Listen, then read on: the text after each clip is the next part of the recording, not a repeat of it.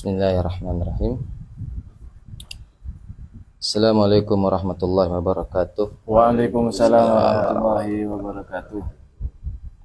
Alhamdulillah wassalatu wassalamu ala Rasulillah Muhammad bin Abdillah wa la haula wa la quwwata illa billah. Allahumma shalli ala sayyidina Muhammad wa ala ali sayyidina Muhammad. Berjumpa lagi kita di kajian yang insyaallah akan dirutinkan. Bahkan sudah rutin ya.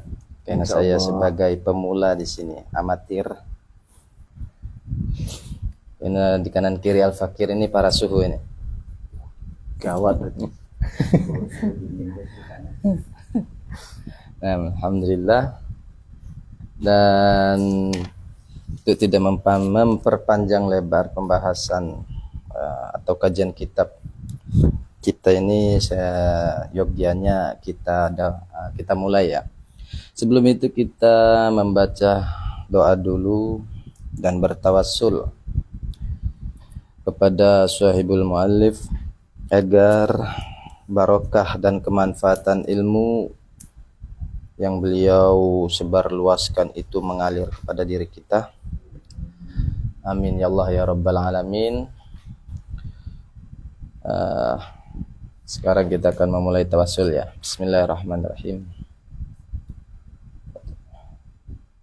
Fatihah Sayyidina wa habibina syafi'ina wa qurrata a'yunina Muhammad sallallahu alaihi wasallam wa jami'a ikhwan.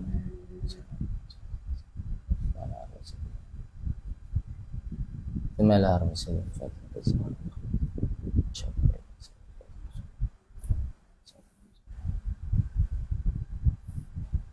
Sulmana Rasul Imam Abdul Hasan Al-Asy'ari wal Imam Abu Mansur Al-Maturidi wal Imam Muhammad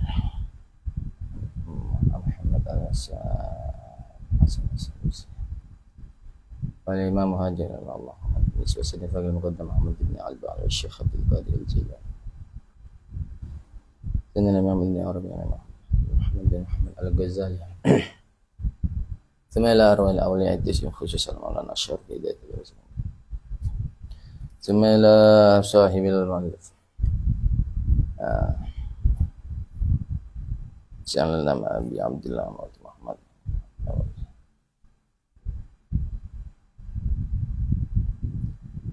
khususan lah hadratin sultan dan berkutub salam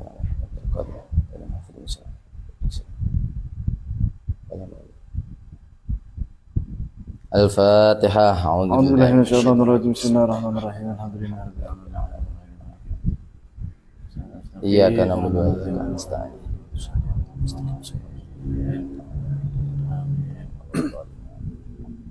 Bismillahirrahmanirrahim. Rabbi shrah li sadri wa yassir li amri warfa' li qadri wahlul 'uqdatam min lisani yafqahu qawli bijahi sayyidina Muhammadin sallallahu alaihi wasallam. Allahumma salli ala sayyidina Muhammadin miftahi babi rahmatillah adada ma fi ilmillah salatan wa salaman daimaini bidawami mulkillah wa ala alihi wa sahbihi wa sallim.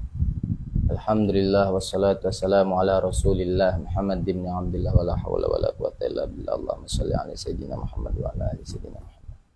Qala al-musannif wa nafa'ana bihi wa bi'ulumihi fid darain wa nafa'ana ustadzana al-imam min rahbar kutub sayyidina wa maulana al-habib Abdul Qadir bin Ahmad al-Fakir ustadzana Imam Hafidh al-Musnad al-Kutub Dr.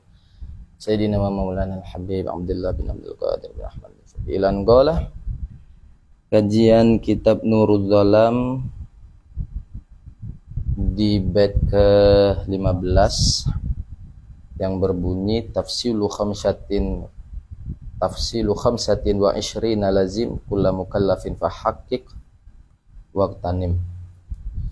Perincian 25 yang harus kepada setiap mukallaf, fahaqqiq maka tahqiqlah, waqtanim dan ambillah keberuntungan.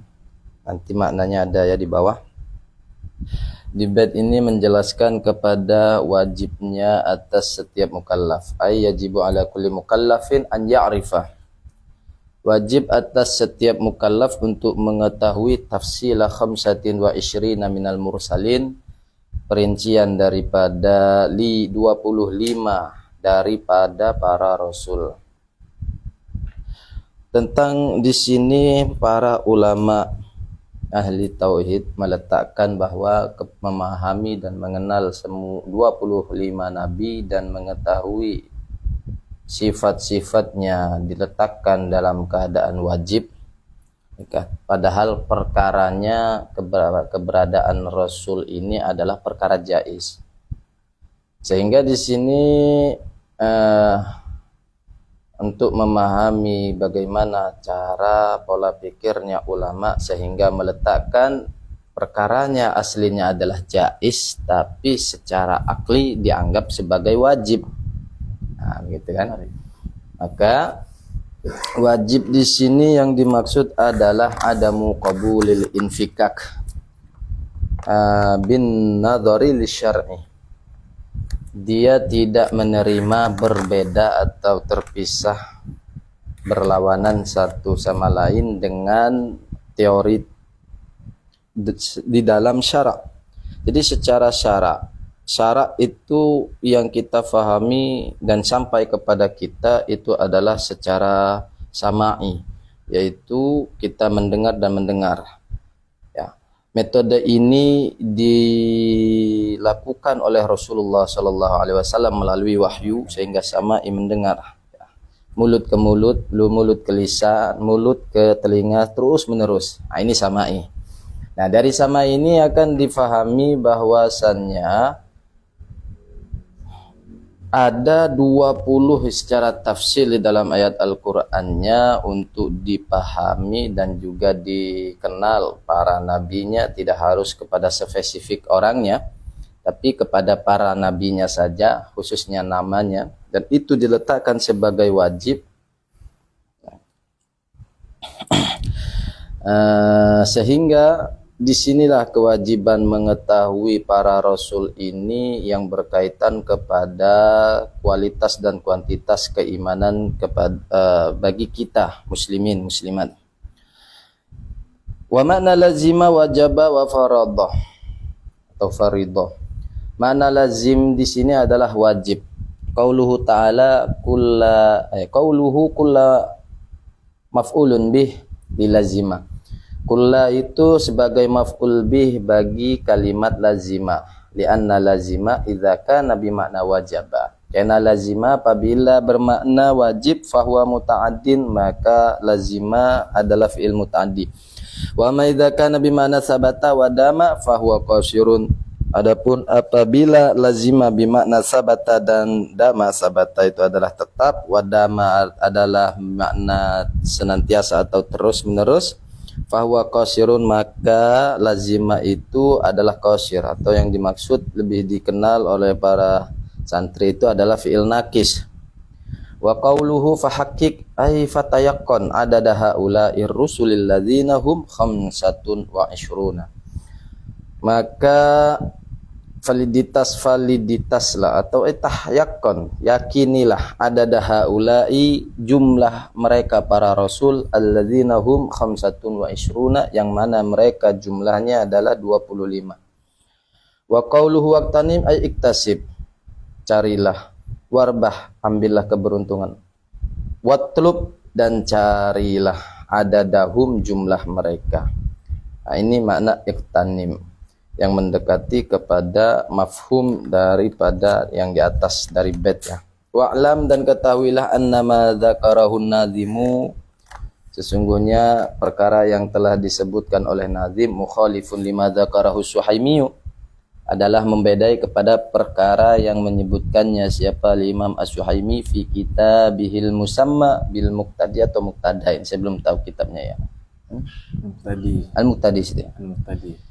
Kitab beliau yang dinamai Al-Muqtadi, wa sayati dzalika 'alaika qariban, dan akan datang penjelasan atau perbedaan penjelasan tersebut sebentar lagi insyaallah taala. Qala As-Suhaimi, berkata Imam As-Suhaimi, pendapat ini yang berbeda dengan yang di atas, yang karena yang di atas tafsilu 25 lazim. Al-Imam Suhaimi mafhum daripada Al-Kitab Al-Muqtadinya ini adalah yajibu 'alal mu'mini, wajib atas orang mukmin, an ya'lama, untuk mengetahui, wa yu'allima dan mengajarkan sibyanahu wa nisa'ahu, anak-anaknya dan istri-istrinya, wa khuddamahu dan pembantu-pembantunya, asma ar-rusuli al-madhkurina fil Qur'an, nama-nama para rasul yang disebutkan di dalam Al-Qur'an, hatta yu'minu bihim, sampai mereka mengimaninya. Hatta yang jatuh sebelum fi'il mudhari' bermakna ila, takdirnya adalah ila an yu'minu bihim, sehingga mereka sampai mereka mengimani para rasul, wa yusaddiqu bi jami'ihim tafsilan, dan mereka sampai mempercayai mereka kepada para rasul tafsilan, secara tafsil perinci. Wala yadhunnu annal wajiba alaihim al-imanu bi sayyidina Muhammadin sallallahu alaihi wasallam faqad, dan sehingga sampai juga mereka tidak menyangka bahwasannya yang wajib atas mereka para muslim, para mukmin adalah mengimani dengan Sayyidina Muhammadin sallallahu alaihi wasallam faqat. Nah, perbedaan di sini, apa yang ada di dalam bait itu secara konteks itu lebih umum dibanding pendapatnya Al-Imam As-Suhaimi.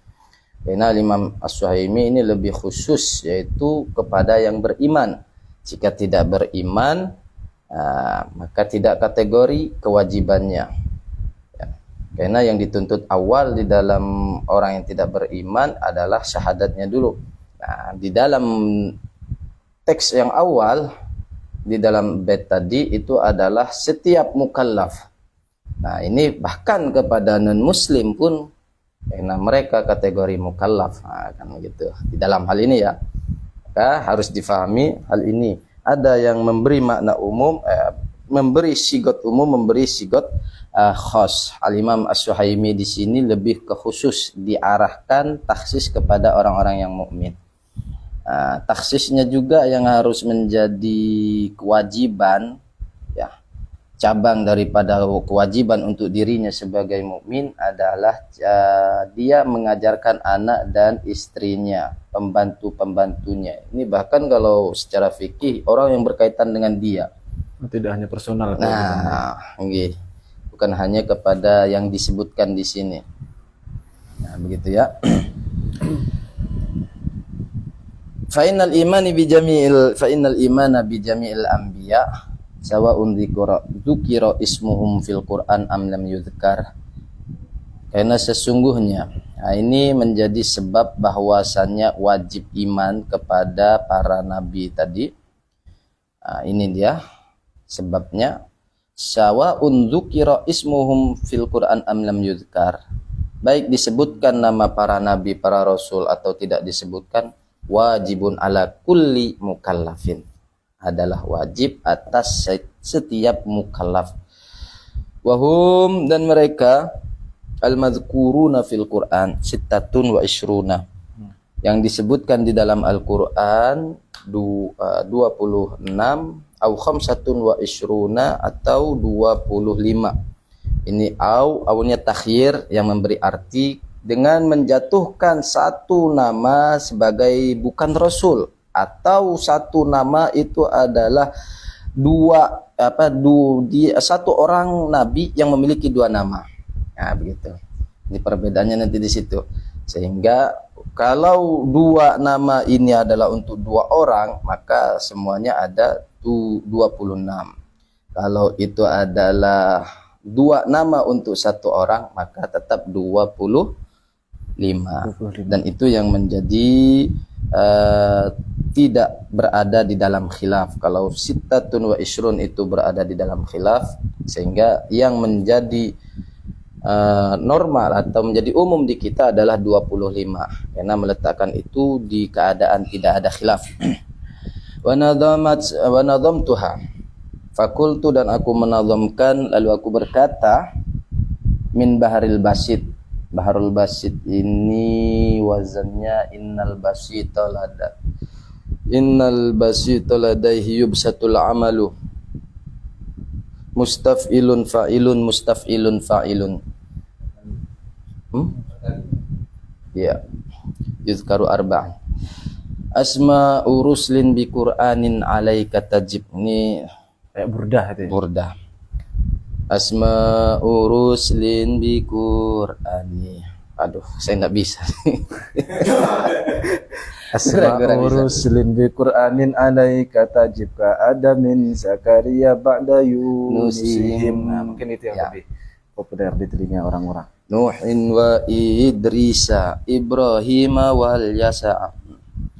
Asma'u rusulin, nama-nama para rusul ini disukunkan di daruratus syi'ri ya. Aslinya rusulin, di sini menjadi ruslin, daruratus syi'ri itu boleh sekali di dalam syair. Bi Qur'anin yang tertera di dalam Al-Qur'an alaika atasmu tajib, takdirnya adalah tajibu alaika. Bi Qur'anin tajibu alaika, fa'il tajib adalah rusulin. Ka'adama harusnya ismul ladzil syarif, tapi ini daruratus syi'ri. Ka'adamin Zakaria ba'da Yunusihim Nuhin wa Idrisa Ibrahim wal Yasa'i.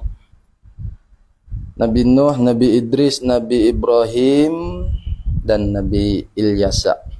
Ishaq wa Yaquba Ismaila salihihim. Nabi Ishaq, Nabi Yaqub, Nabi Ismail, ini ismul ladzil syarif. Ya, sehingga di fathah semua ya, ka Adam itu solehihim dan solehnya mereka ya, didatangkan domir ya, itu untuk menyempurnakan syairnya. Ayyub Harun Musa ma' syu'aibihim Nabi Ayyub, Nabi Harun, Nabi Musa beserta Nabi Syuaibnya Dawudin, Uzairin, summa Yusufihim. Nabi Dawud, Nabi Hud, Nabi Uzair, kemudian Nabi Yusuf, Lutin, Nabi Lut, wa Ilyas, Nabi Ilyas, Dzulkifli, dan Nabi Dzulkifli atau ittahada, Ilyas sama Dzulkifli ya. Ini yang menjadi khilaf tadi. Yahya, Sulaiman, Isa ma' Muhammadin. Nabi Yahya, Nabi Sulaiman, Nabi Isa beserta Nabi Muhammad sallallahu alaihi wasallam. Ini semua setelah disebutkan para nabi-nabinya ya. Wa makna awittahada anna Dzulkifli qila wa Ilyas. Bahwa Dzulkifli itu dikatakan adalah Nabi Ilyas. Nah, ketika qil seperti itu, maka Dzulkiflinya, nama Dzulkifli ini yang menjadi problem. Dia ini madlulnya ke siapa? Nabi Ilyas atau yang lain? Wakila Yusha. Nah, dikatakan juga itu madlulnya adalah Nabi Yusha. Wakila Zakaria, dikatakan juga itu adalah Nabi Zakaria. Wakila Hizkil bin Ibnil Ajuz. Nah ini kalau Hizkil bin Ajuz maka dia 26. Nah, kalau Dzulkifli ini kepada salah satu yang kil tadi selain Hizkil maka itu 25. Begitu. Di sini ya perbedaannya 25 dan 26 itu. Lianna ummahu kanat ajuzan. Kenapa Ibnul Ajuz? Karena ibunda beliau adalah wanita yang sudah tua renta. Fasa'alatillaha al-walada ba'da kibariha. Lalu memohon kepada Allah Subhanahu wa taala ibundanya Nabi Hizkil ini setelah berada di masa tuanya, fawahabalaha Hizkila, lalu Allah Subhanahu wa taala memberikan kepadanya putra yang bernama Hizkil dan juga sebagai nabi. Untuk Hizkil sebagai nabi itu tidak ada khilaf ya. Hampir semuanya di situ. Para mu'arikh, para ahli sejarahnya meletakkan Hizkil itu sebagai nabi. Akan tetapi Dzulkifli kepada Hizkil, nah ini kil. Tapi semuanya diletakkan sebagai kil semua ya. Maka yang kuat tadi adalah tetap 25. Itu ketika ulama meletakkan 25, disitulah tempat khurujan anil khilafnya. Nah begitu ya. Tapi kalau saya lihat di sini, saya hitung-hitung Ustaz. Dari Nadom itu kalau kita lihat urutannya mulai dari atas ya, bait pertama setelah Asma'ur Rusul di Quran alaika tajib ka Adamin, kita hitung aja lah. Oh iya, coba hitung satu-satu misalnya. Nggih. Adam, Zakaria, Yunus, Nuh, Idris, Ibrahim, Ilyasa, Ishak, Yakub, Ismail. 10 nih ya. Ya. Lalu Soleh, Ayub, Harun, Musa, Su'aib, Daud, Hud, Uzair, Yusuf, Lut. 20. Ya. Ilyas, kalau dipisah nih ya, Ya. Zulkifli, Yahya, Sulaiman, Isa, Nabi Muhammad. 26. Nah, sehingga pemahaman saya di sini berkaitan dengan awit tahada tadi itu, siapa yang disebut dengan Zulkifli? Zulkifli ada yang bilang beliau itu adalah Nabi Ilyas, ada yang bilang Yusha, ada yang bilang Zakaria, ada yang bilang Hizkil. Jadi perbedaannya di situ yang mengakibatkan yang satu bilang 25 sedangkan yang lain adalah 26 itu karena ada Uzair. Kalau pemahaman saya, karena di situ disebutkan ada Uzair. Nah, kemudian saya coba cari datanya. Saya sudah mencatat ini. Sebentar. Ya, Nabi Uzair di dalam Al-Quran itu disebutkan, Uzair di dalam Quran itu disebutkan dalam surah Taubah ayat ke-30. Yang mana ayatnya adalah wa qalatil yahudu Uzairun ibnullahi wa qalatin nasara al-masih ibnullah. Nah, ayat ini yang saya maksud hanya menyebutkan nama Uzair. Jadi kan ini kan konteksnya kita nabi-nabi atau para rasul yang disebutkan di dalam Quran. Nah, di sini Uzair disebutkan, cuman kita belum jelas nih statusnya. Uzair ini nabi atau bukan, rasul atau bukan. Nah, kemudian saya cek-cek lagi, ternyata ada satu ayat yang mana itu adalah surah Al-Baqarah ayat 259. Bunyi ayatnya adalah au kalladzi marra ala qaryatin wa hiya khawiyatun ala urushiha qala. Nah, ini yang berkata ini disebutkan di dalam kitab Tafsir Zadul Masir fi Ilmi Tafsir karyanya Imam Ibnul Jauzi, dan juga dalam kitab Tafsir An-Nukat wal Uyun karya Imam Al-Mawardi yang berkata itu, pendapat dalam kitab tafsir tadi ada yang berpendapat bahwa yang dimaksud orang yang berkata di situ adalah Nabi Uzair. Ada yang bilang Khidir, ada yang bilang Armia atau Yeremia. Yang mana Nabi Yeremia ini seingat saya di kitab Tijaanud Darori itu adalah nabi yang menjemput salah satu kakeknya Nabi, siapa saya lupa namanya, itu di masa Nebukadnezar. Ketika Nebukadnezar berkuasa atau Bukhtanasor itu berkuasa, yang mana dia ini adalah penguasa yang zalim, maka Nabi Yeremia ini diutus untuk menjemput leluhurnya Nabi itu, kakeknya Nabi, lupa saya namanya siapa. Setelah itu dibawa menggunakan buruk. Jadi Nabi Muhammad itu bukan satu-satunya orang yang menaiki buruk, tapi ada Nabi Yeremia dan juga leluhurnya Nabi dulu pernah menaiki buruk bersama dengan Nabi Yeremia. Nah, jadi berkaitan dengan Quran surah Al-Baqarah ayat 259 tadi, yang berkata di situ adalah ada yang berpendapat Nabi Uzair atau Nabi Khidir atau Nabi Yeremia. Nah, di situ sudah ada indikasi sehingga yang menunjukkan bahwa Uzair, kalau itu memang Uzair di situ adalah seorang nabi, bahkan dia adalah seorang rasul. Tapi tetap ini menjadi ikhtilaf di kalangan para ulama karena mempertimbangkan satu lagi dalam hadis riwayat Imam Abu Daud nomor hadis 4674 yang mana di situ Rasulullah SAW beliau bersabda, ma adri atubba la'inun huwa amla wa ma adri Uzairun nabiyun huwa amla. Kata Nabi, saya tidak tahu apakah seseorang yang bernama Tubba, waktu itu soalnya sudah ada isu bahwa Tubba itu adalah orang yang terlaknat. Ternyata setelah beberapa waktu kemudian Nabi mendapatkan informasi bahwa seseorang yang bernama Tubba itu dia memang pernah tidak mengakui agama tauhid, tapi lambat laun kemudian dia beriman kepada Tuhan, sehingga Rasulullah itu melarang untuk melaknat orang yang bernama Tubba di sini. Makanya di hadis tersebut, ma adri atubba la'inun huwa amla wa ma adri Uzairun nabiyun huwa amla. Apakah saya juga tidak tahu, kata Nabi, apakah Uzair itu nabi atau bukan.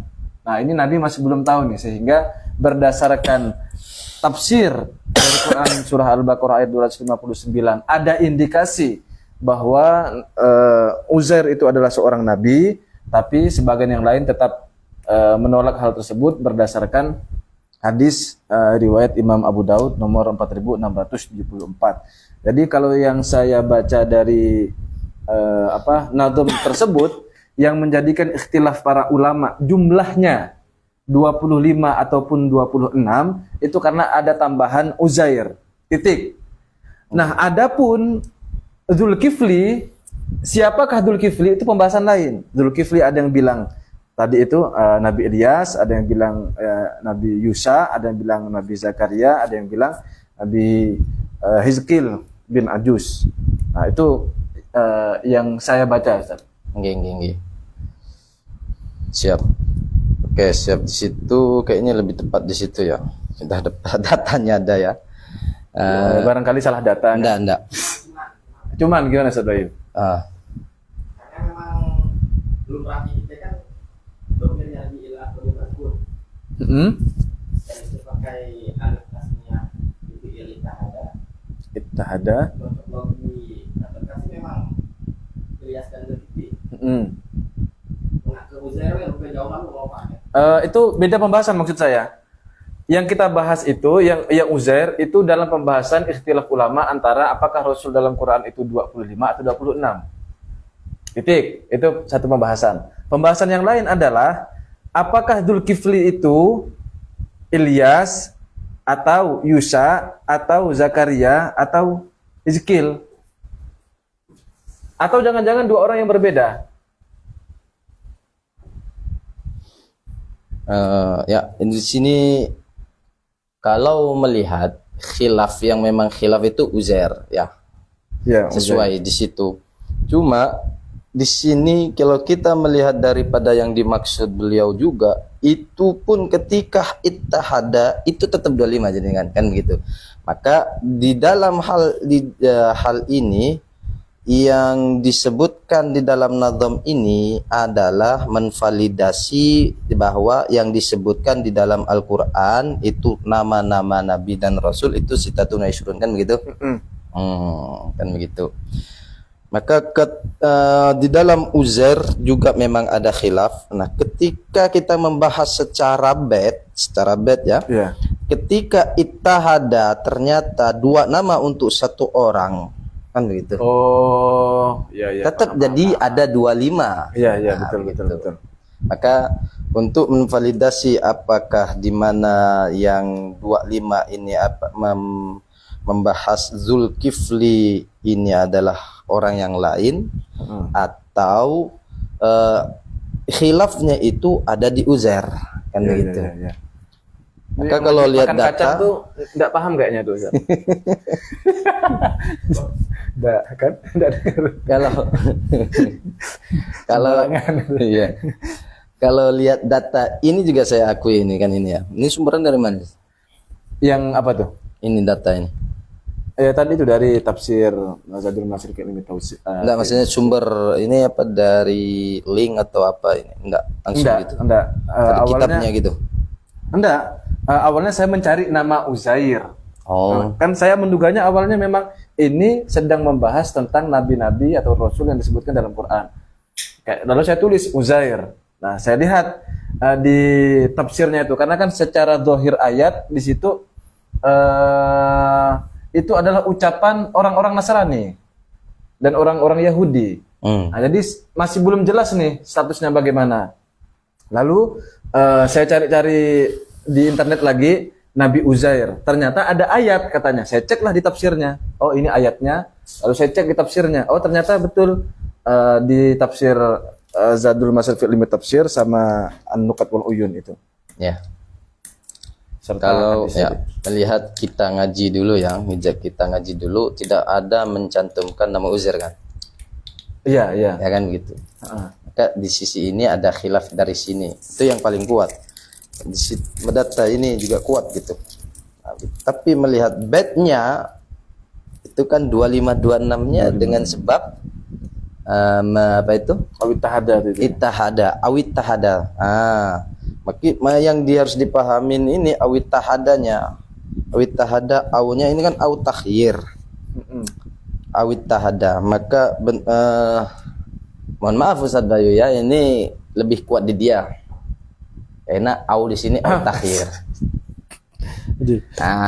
Au takhyir kan, awit tahada itu takhyir itu sosis. Meletakkan Zulkifli kepada khilaf yang ada, atau Zulkifli adalah orang yang berbeda, dan sedangkan kita ini setiap ngaji dari dulu itu adalah Zulkifli adalah orang yang berbeda. Nah, begitu. Itu kuatnya di sana. Sehingga awit tahada itu takhyir kepada permasalahan Zulkifli itu adalah orang yang satu ya, tapi memiliki dua nama, atau memang Zulkifli nama untuk satu orang tersendiri, atau dan nama-nama yang lain untuk satu orang yang tersendiri, kan begitu. Saya memang mikir lain sih. Maksudnya tadi Ihtahadaya memang kedua namanya ya, belum nyinggung juga. Ya.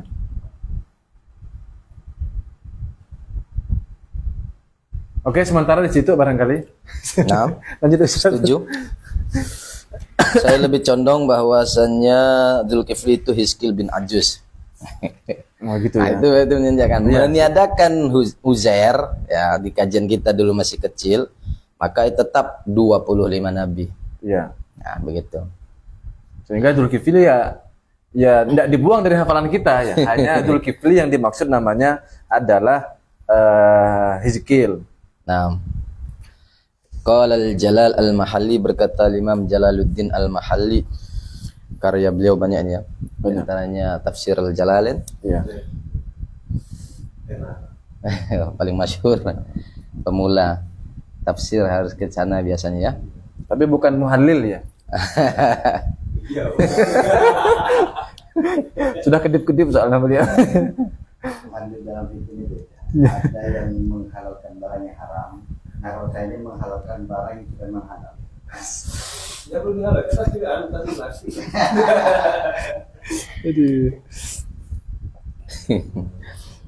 Ada hasilnya dong. Pesan. Sumya Dzulkifli li'annahu takaffala bi syiyami jami'i naharihi. Beliau diberi nama sebagai Dzulkifli karena sesungguhnya beliau takaffala menanggung bisyami jami'i naharihi dengan berpuasa semua harinya semasa hidup beliau, wa qiyami jami'i lailihi, dan menghidupkan semua malamnya. Qiyam ya. Nah, ini membahas qiyam ini biar nggak salah paham ya secara balaghah atau secara mantik. Qiyam di sini mengambil daripada bat min kul. Ya, majaznya majaz mursal. Bat min kulnya adalah koma. Komanya itu adalah sholat itu bermula daripada berdiri. Nah, sehingga mengambil bagian daripada sholat itu, makanya qiyamul lail yang kita maknai dengan menghidupkan itu lebih cenderung kepada sholat di malam harinya. Karena koma itu di dalam sholat itu pasti ada berdiri.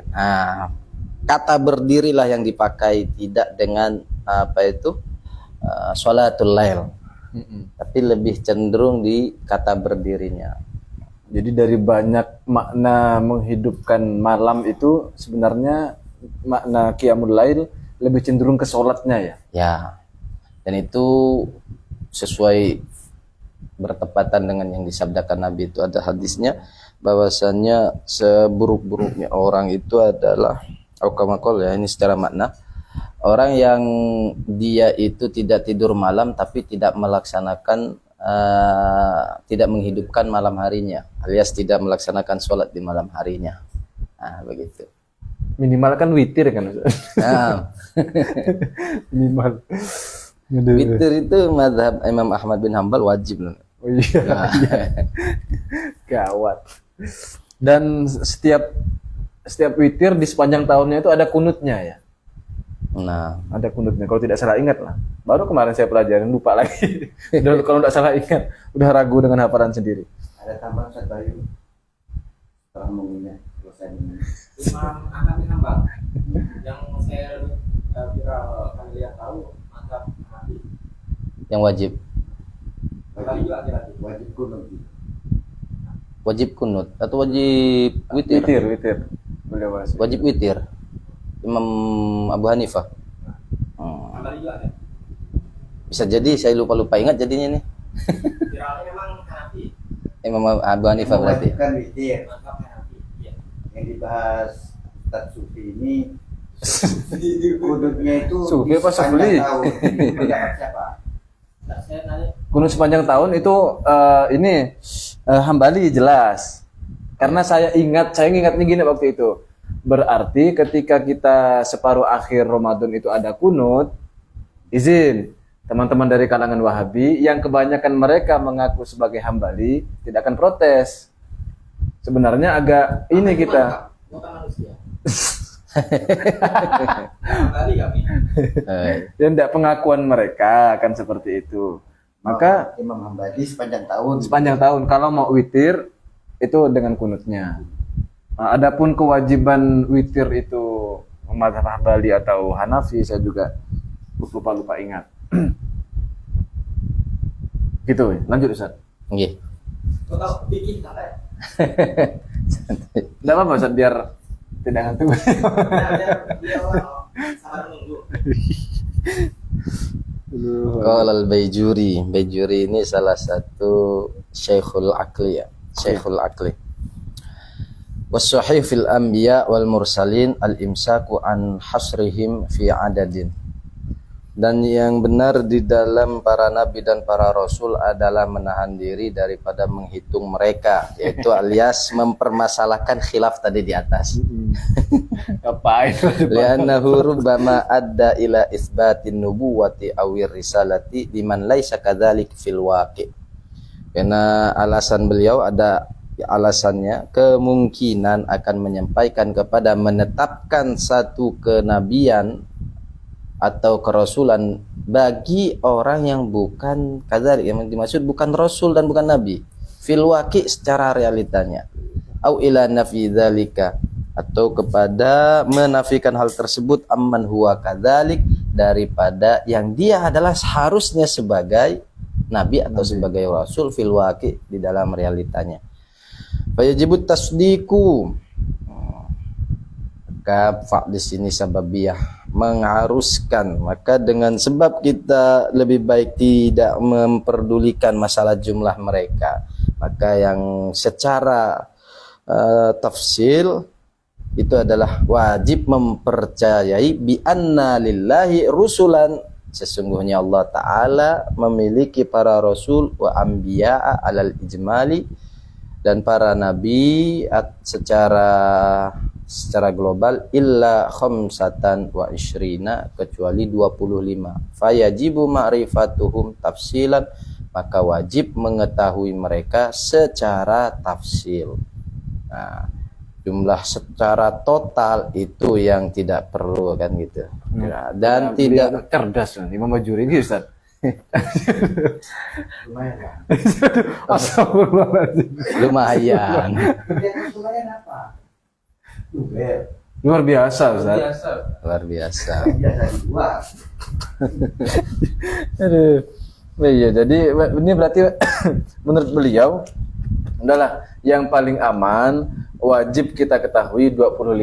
Adapun pastinya berapa, wallahu a'lam gitu ya. Enggak usah terlalu sibuk menghitung apakah harus 25 atau harus 26 atau harus berapa jumlahnya. Nah, itu yang dikhawatirkan nanti malah menetapkan seseorang yang realitasnya bukan nabi ataupun rasul malah ditetapkan sebagai nabi ataupun rasul, atau sebaliknya. Seseorang yang sebenarnya itu bukan nabi dan bukan rasul, seseorang yang seharusnya itu nabi dan rasul malah dibilang bukan nabi bukan rasul. Nah, itu masalahnya. Cerdas memang. Maka secara analogi ya, Ini juga membahas memberi batasan kepada kita agar kita ketika nanti menemukan kitab-kitab, oh ini nabi, ada nabi ini, ada nabi ini, ada ini. Itu kan ketika di sana disebutkan, oh nabi ini adalah seorang nabi, ini adalah seorang nabi, seperti Alex kan ada itu. Apalagi nama-nama itu kan memang ada, Socrates ya benar. Pokoknya nama-nama itu kalau yang memang Samson. lebih baik kita nggak membahasnya. Nah, itu membatasi di sana juga. Tapi ada ciri-ciri umum di kitab Syahrul Qawim itu dijelaskan bahwa ciri-ciri Nabi dan Rasul itu adalah sempurna, kira-kira begitu. Ya. Sempurna dalam arti secara fisik, kemudian suaranya juga bagus, dan itu kan kriteria umum kan. Artinya dengan begitu kita tidak sembarangan ketika menetapkan seseorang apakah nabi atau bukan. Artinya misalnya ada orang itu nabi, saya nabi, gitu. Kemudian orangnya jelek itu pasti bukan nabi. Body shaming. Atau misalnya suara Itu kriteria umum ya, paling tidak kita punya batasan umum lah gitu. Karena kan di sini nyambung dengan penjelasannya, kayaknya nyambung dengan penjelasannya Imam Al-Bajuri. Beliau memilih untuk menahan diri atau tidak memberikan justifikasi. Itu alim-sak. Tidak memberikan tasdik terhadap jumlah dari keseluruhan para nabi, para rasul. Artinya kan tidak ada justifikasi. Kenapa? Karena kalau sudah menjustifikasi, konsekuensinya agak bahaya. Bahayanya adalah tadi itu membenarkan, misalnya salah satunya adalah klaim-klaim orang yang mengaku sebagai nabi. Nah, dengan memiliki ciri-ciri umumnya tadi, misalnya kita bisa tahu, oh saya nabi, jelek, bukan nabi pasti. Nah, berdasarkan kriteria umum itu juga, maka bisa dipastikan Socrates bukan nabi. Iya. Kenapa? Karena Socrates ciri-cirinya Ustaz, pendek, agak hitam, kemana-mana itu bukan. Langsung lirik. Kalau jalan ke pasar itu nggak pernah pakai sendal. Oh, masih bukan nabi ya? Dan bukan Socrates yang disediakan. Nah, kira-kira itulah kira-kira tambahannya. Ya. Insyaallah ini mungkin tauhid sudah lah. Sudah Ustaz? Nah, Sudah. Sekarang giliran berarti beliau. Kok cepat terasa. Sindirannya. Mana tadi? rasanya ini lama saya ini. Apa? Takrirat. Oh iya, ada. Bismillahirrahmanirrahim. Sayyidina Muhammad wa ala alihi washabihi ajma'in. Qala al-muallif rahimahullah ta'ala wa nafa'ana bihi wa bi ilmihi fid dharain. Amin. Amin. Sampailah kita pada Itu baru mulai. oh iya. Mulai lagi dari baru ketik kedua. Memang mutakalim ini suka mengkritik ya. Mulai bacot. Sampai kita waktu itu adalah mengenai furudul wudu dalam hal pembahasan wajah. Baik itu batasannya, panjang dan lebarnya wajah sudah kita jelaskan.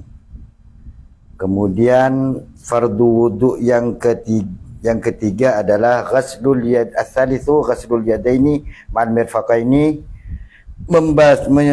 membasuh kedua tangan bersama kedua siku.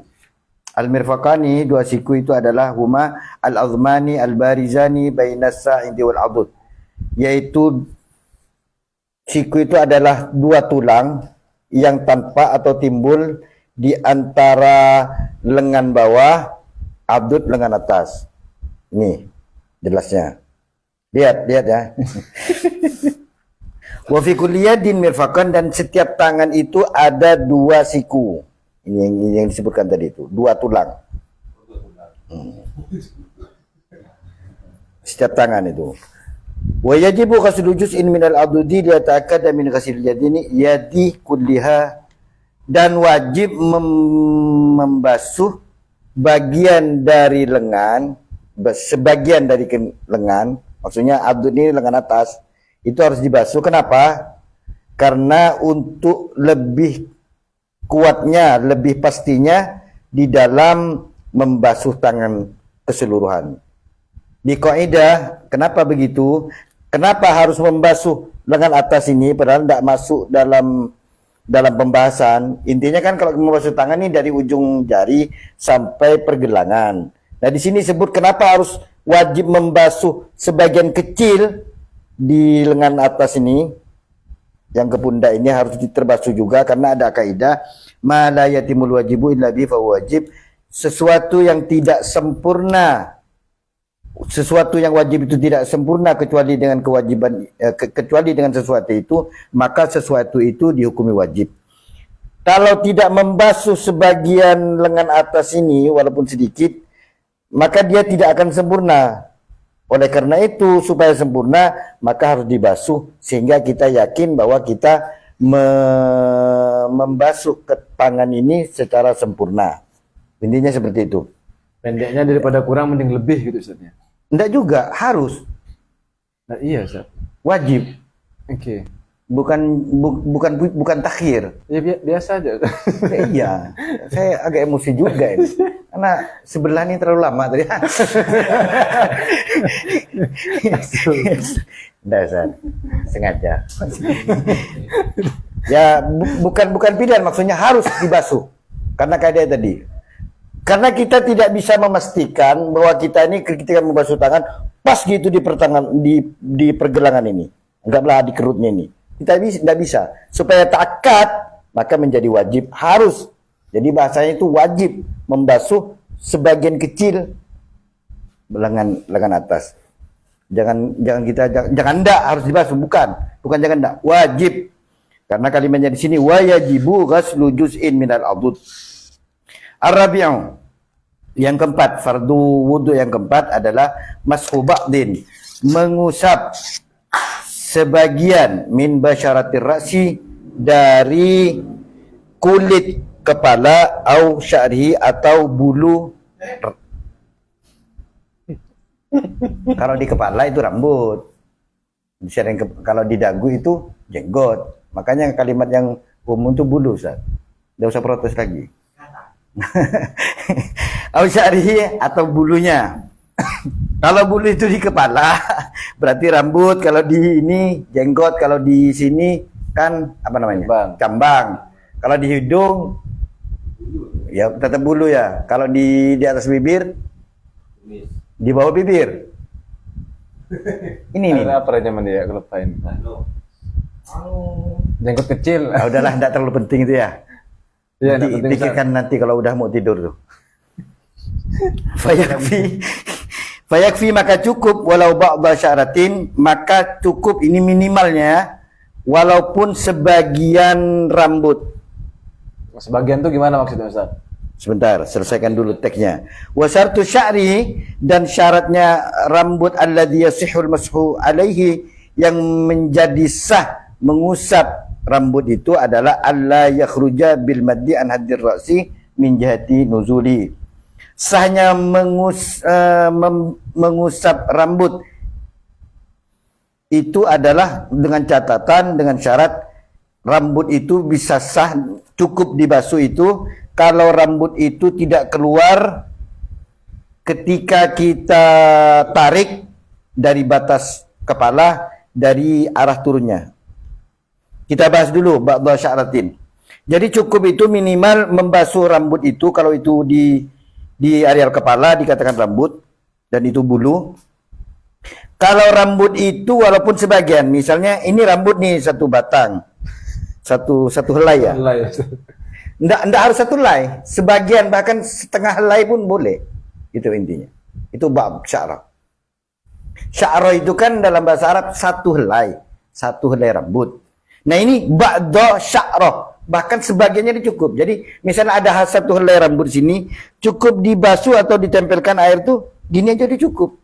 Kata sebagian itu dalam telinga awam seringkali konotasinya atau dipahami sebagai seperdua, Ustaz. Bagi dua itu. Ini satu ya. Yang dimaksud terlalu tegang biasanya. Iya. Di telinga awam, misalnya gini. Iya, sebagian itu maksudnya 50-50. Iya. Di telinga awam loh. Oh, biasanya didengar seperti itu atau dipahami seperti itu. Maka mungkin supaya tidak dipahami yang dimaksud dengan sebagian tuh bagian. Jadi terserah di bagian manapun kepala.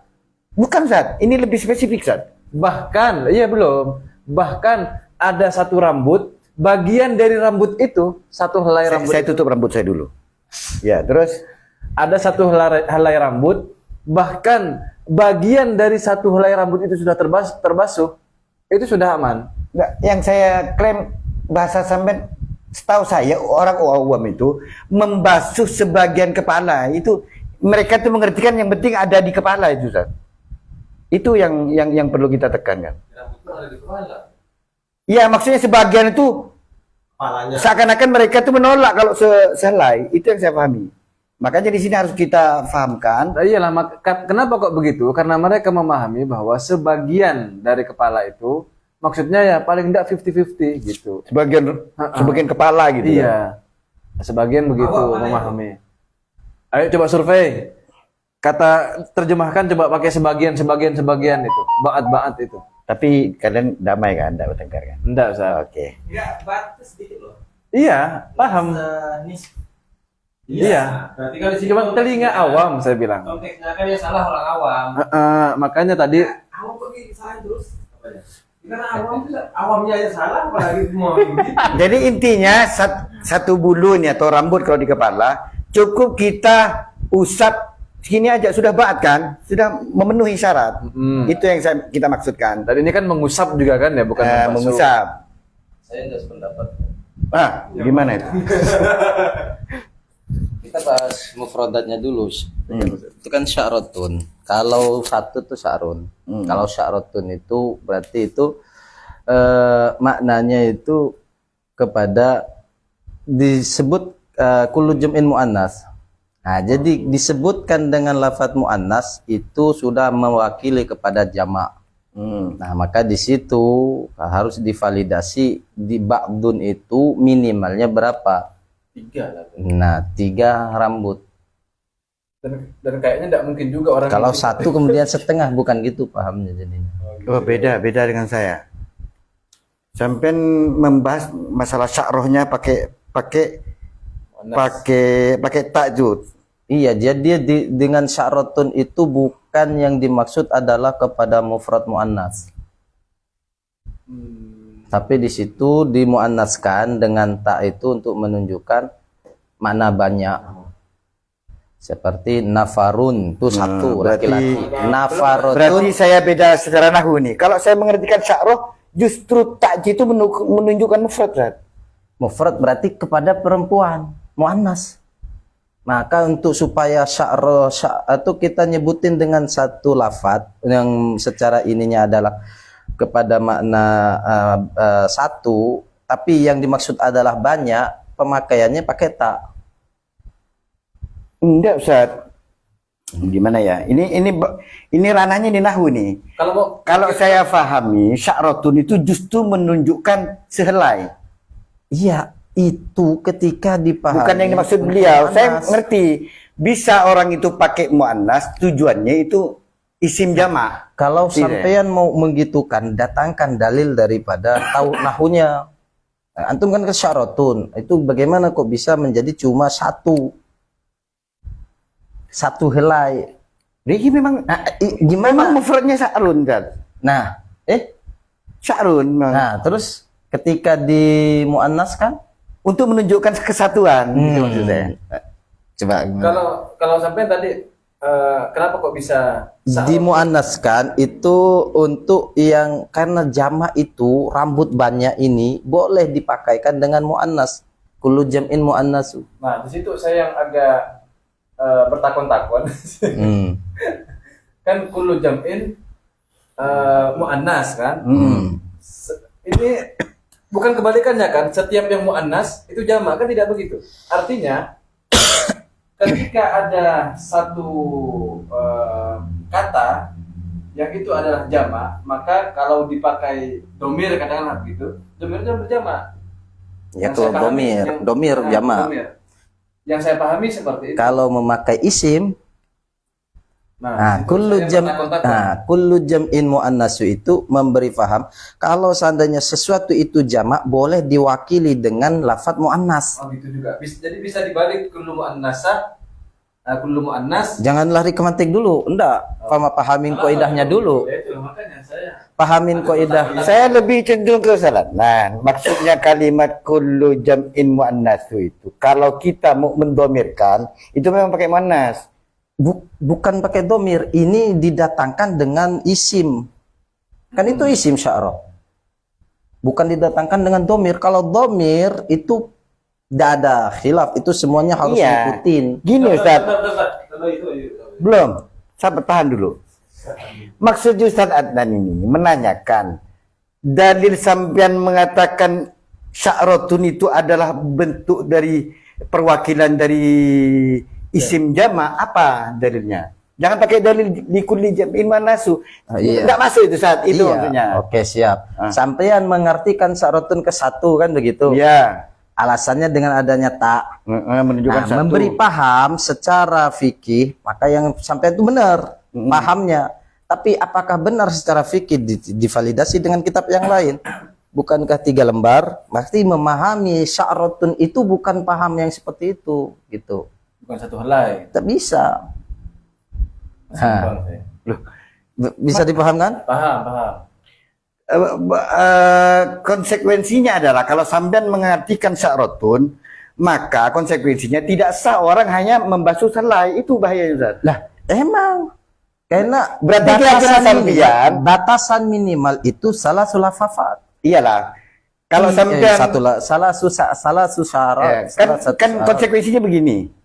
Kalau sampean meyakini sya'ratun itu jamak, perwakilan dari isim-isim yang banyak. Nah, tapi kan itu diwakili dengan ba'dun. Nah, sehingga ba'du sya'ratin itu minimalnya berapa? Ah, begitu. Kalau cuma sya'ratun langsung jamak udah beres. Tapi karena ada ba'dun ini yang mewakili sebagian itu gimana? Nah, iya. Logis. Ah, Nah, jadi ba'du sya'ratin sampai nanti kan berapa? validasi di kitab yang lain dulu.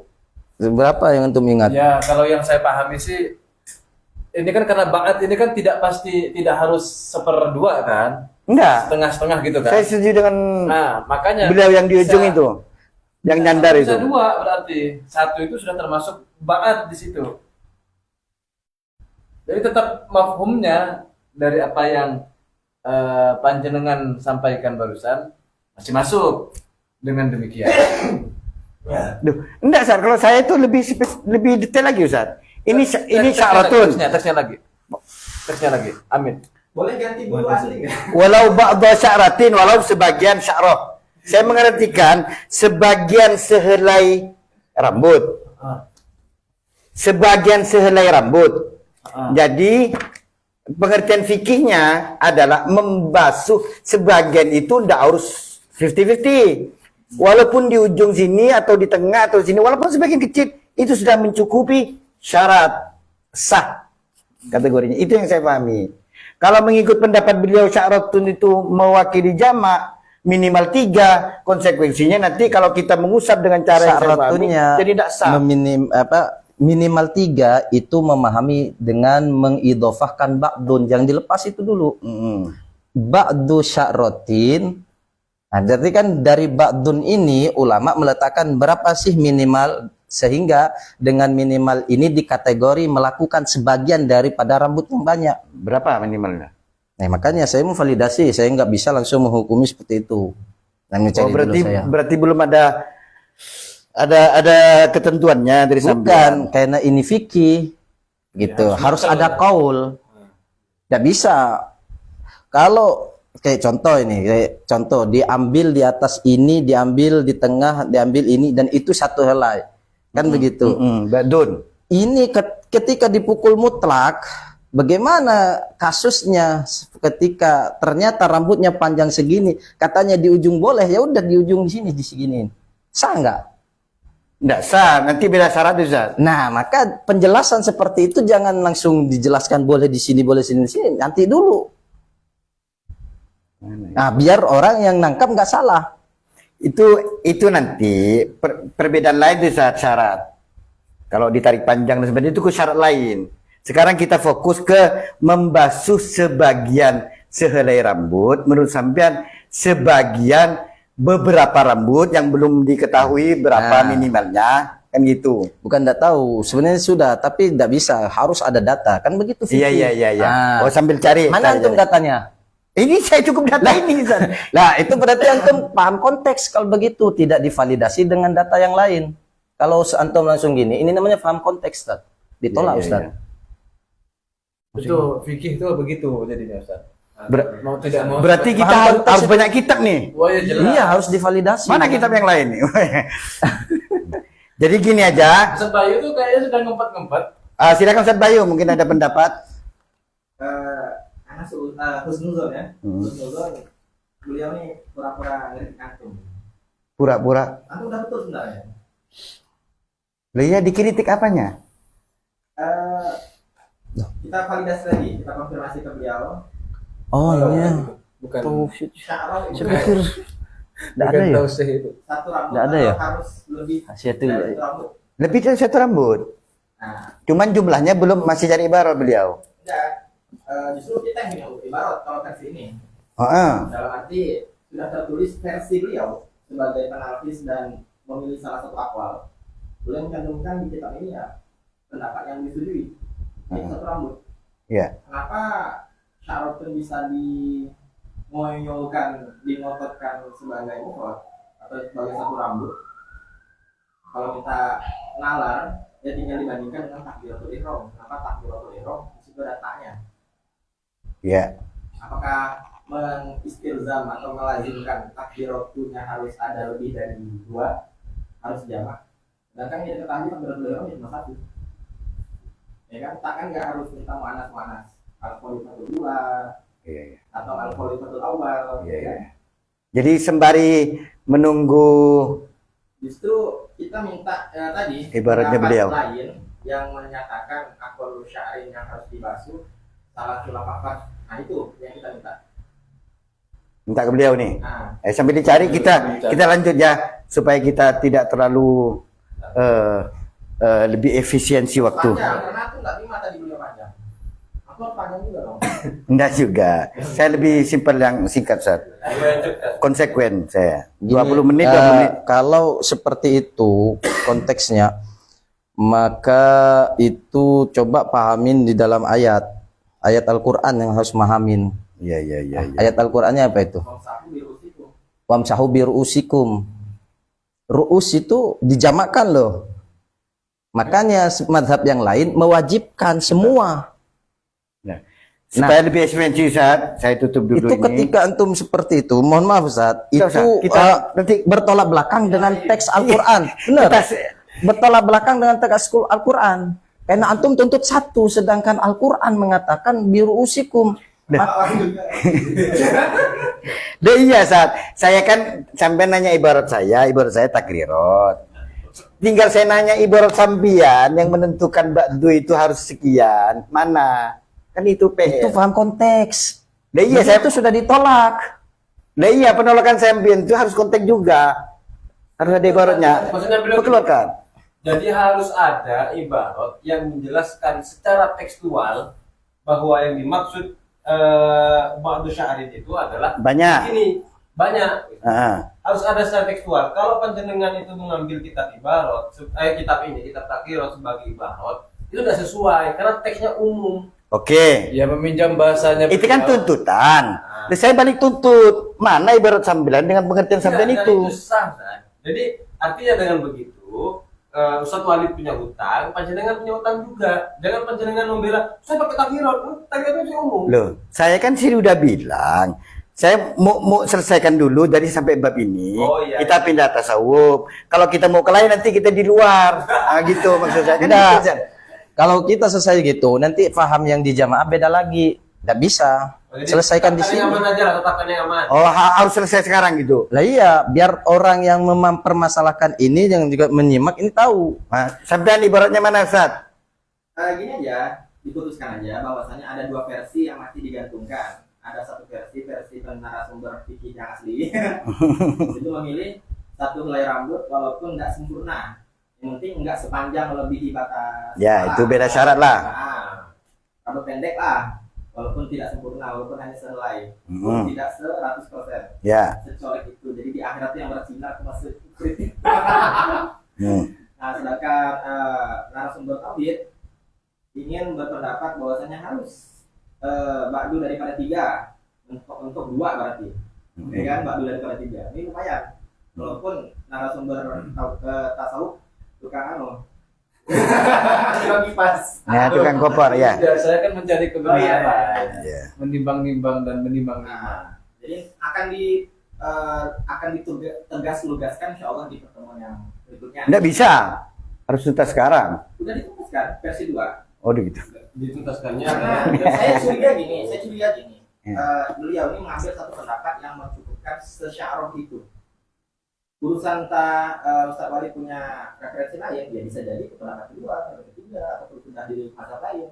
Kalau ini kan talkisan untuk referensi yang beliau anggap baik itu muhammad atau yang menjadi solusi untuk mazhab syafi'i. Jadi nggak juga kita menyalahkan, harus salah sulafafat itu sesat. Nggak juga, bisa jadi. Cuman itu nggak diambil oleh mu'alif. Tapi Ustaz, kalau di masyarakat yang jadi masalah itu bukan kebanyakan bukan masalah berapa helainya, tapi bagian mana. Tadi sudah dijelaskan. Kalau dalam praktiknya itu kadang mereka itu ini memahami kalau wudhu membasuh sebagian kepala itu harus di depan. Padahal di bawah boleh gitu maksudnya. Padahal kan pinggir boleh gitu kan. Oh, Di pinggir boleh, di belakang boleh, di atas stok juga boleh. Jadi Jadi yang lebih urgen daripada sembari ini ya kan belum ada ini kan putusan final kan, menetapkan atau menegaskan bahwa boleh di bagian manapun dari ya, kepala. ini sudah saya tegaskan ini. Saya sudah dipermudah. Pulpen, antum harus megang ini. Iya. Rambut mana ya? Jadi Amin Ustaz, sopo itu buka dulu Ustaz. Sini boleh, sini boleh. Saya mau nuntaskan ini supaya lebih efisiensi. Nanti kita ke tasawuf efisien. Karena saya ada kajian lain. Ini permasalahannya. Ini biar selesai. Kalau Ustadz Wali nuntut sekarang saya tidak sanggup. Nah, Saya ini tutup dulu. ini. Ya. Biar selesai. Yang dimaksud ba'du syaratin kan begitu. Dan yang saya bawa itu memang ada referensi tapi saya lupa. Tapi saya ada datangkan referensi yang dimaksud syaratin itu harus ditaksis Ustaz. Jadi sehingga syaratin itu tidak ngambang, itu kan ngambang sebenarnya. Nah, di sini ditaksis dengan naat. Makanya salah satu taksisnya itu naat. Begini. Au sya'rin fi haddihi, ya, atau membasuh sebagian rambut di batasan kepala ya, walau ba'da sya'ratin wahidatin. Nah, ini baru itu faham antum itu benar itu. ya, saya paham yang dikhawatirkan sejak awal sama beliau ini, sejak awal kita ketemu itu jangan sampai ketika kita membaca kitab sebenarnya adalah bukan maksud dari musonif, tapi pemahaman kita tentang musonif itu yang diantisipasi sama Itu beliau. Kayaknya sih dari awal saya bertemu beliau. Bukan kayaknya, Ustaz. Sudah pasti. Makanya yang dikhawatirkan tadi kan sama beliau itu paham konteks, karena yang dikhawatirkan. Sampai jangan menunda-nunda bagian sampean ya. Sudah siap ini. Oke, saya cukup di sini. Saya akhiri menerangkan kalimat selanjutnya, wa syartus sya'ri. Nah, kita masuk pembahasan lain ini. Syarat yang dikatakan bulu atau rambut itu yang menjadi sah kalau kita membasuhnya itu syaratnya rambut itu harus tidak keluar kalau kita tarik panjang. Ini rambut. Tidak keluar dari batas kepala. Kepala ini gini. Sampai ke belakang tengkuk sini. Kalau rambut itu kita tarik lewat dari batas kepala, maka itu tidak cukup, maksudnya tidak sah kalau hanya membasuh ini. Karena apa? Karena rambutnya sudah keluar dari batas kepala. Ini apa? Tengkuk ini. Apa namanya? Batok kepala ini. Itu kalau ditarik. Begini batasannya, begini lebih. Enggak, kepala ini bukan wajah. Apa ya? Kepala ini. Itu kan memang Lah iya, maksudnya kepala sampai tengkuk sini, itu kepala. Kalau ini wajah. Ustaz ya, jadi an hadir ra'si maksudnya kepala ini. Min jihati nuzuli kalau kita tarik turun. Nah, kalau kita mengusap kata Wali, jangan dimutlakkan Ustaz, tidak, saya setuju.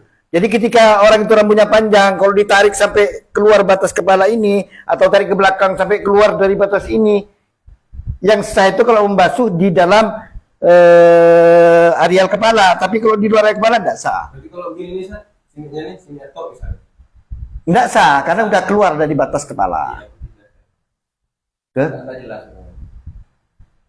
Rambut sepanjang hidung. Ya, Rambut sepanjang hidung misalnya. itu sudah keluar dari batas kepala. Kalau dia pas alis, Kepala ini loh batasnya, sayang. Ini nih kepala ini. Tarik ke bawah apa ke belakang? Nih ke belakang. Kalau ini wajah Rambut depan. rambut depan. Mau ditarik mana ya? Terlanjur mau turun itu maksudnya mat itu kan memanjang. Nah, Kalau nuzul itu turun. turun ke bawah. Baik turun ya namanya turun ke bawah Ustaz. Oh, depan apa? Baik di depan atau di belakang itu masuk. Itu takhir namanya.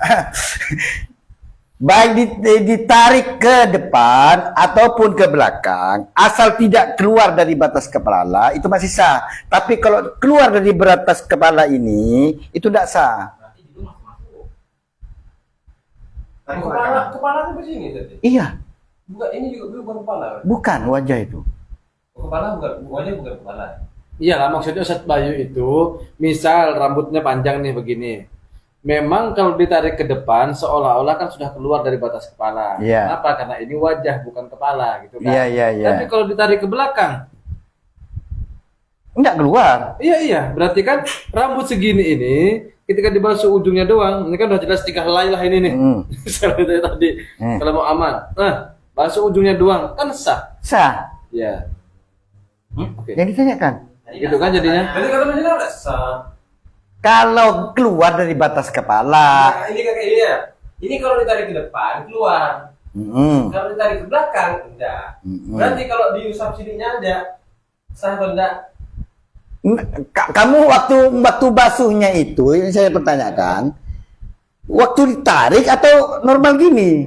Normal. Ya kalau normal sah. Yang dimaksud ini kan kalau bil maddi.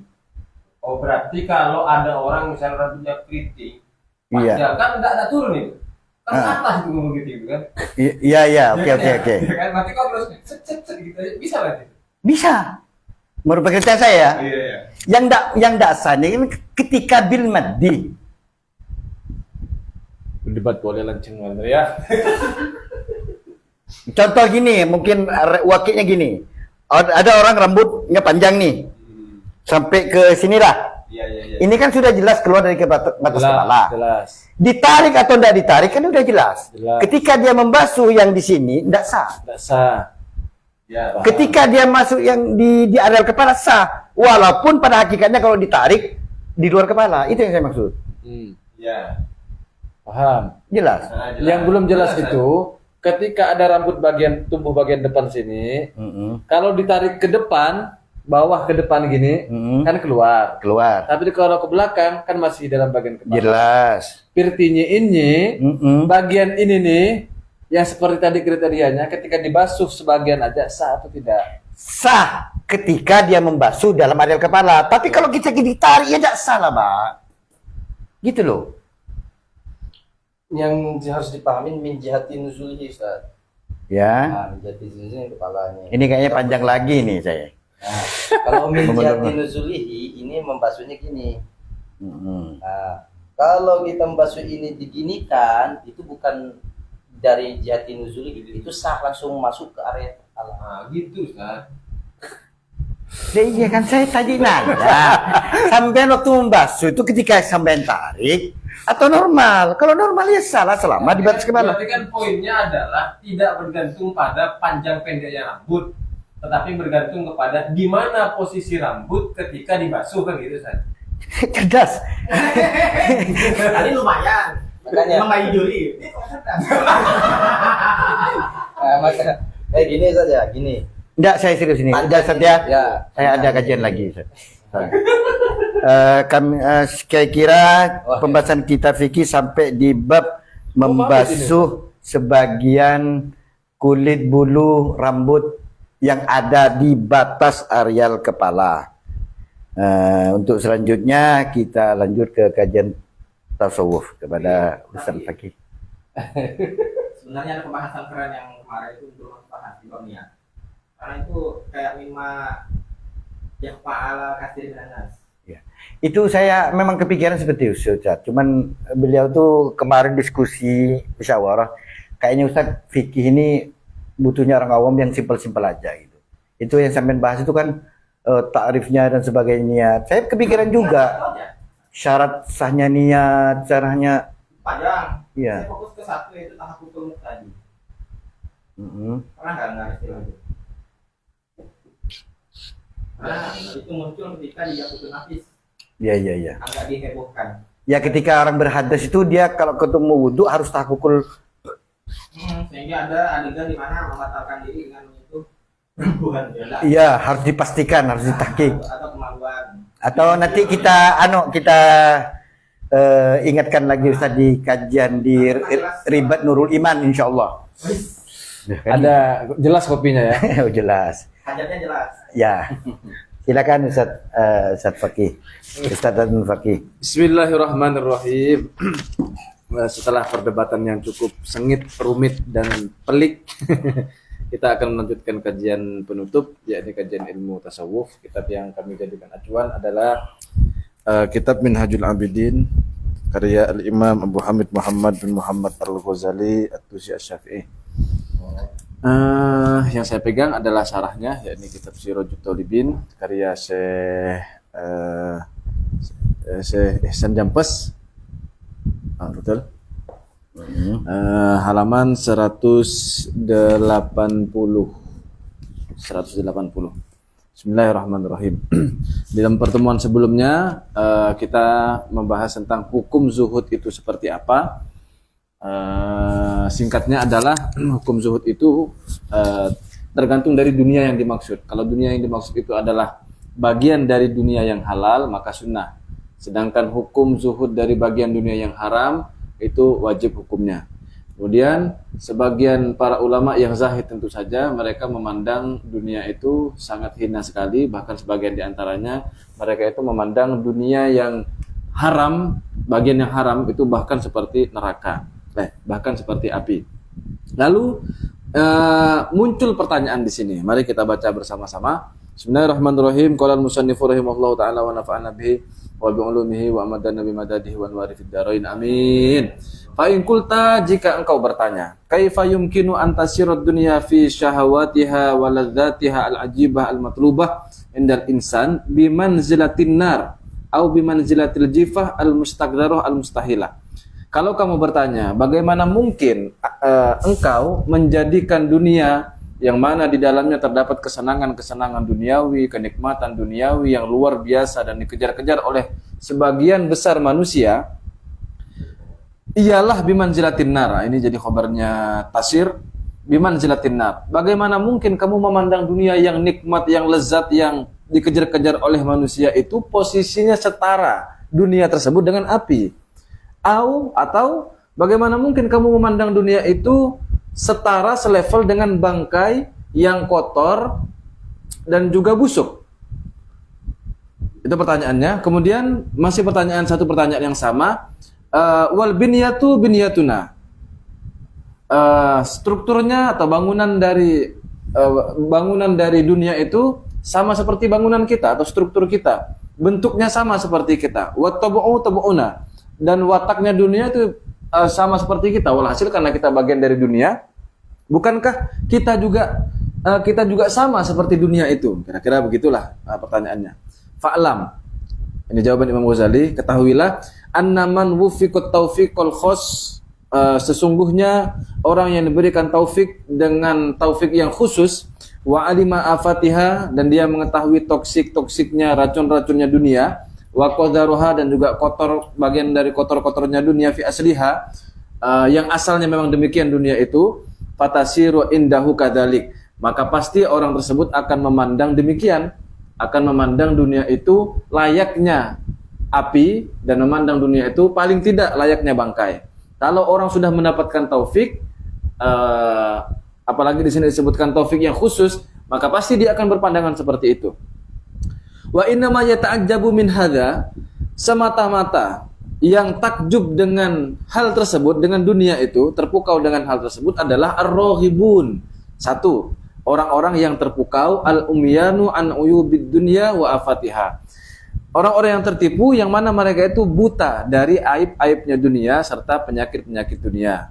Yang kedua, al-mughtarrun bidhahiriha, orang-orang yang tertipu dengan tampilan zahirnya, dengan tampilan luarnya saja, wa zinatiha, dan juga kilauan pernak-pernik dunia.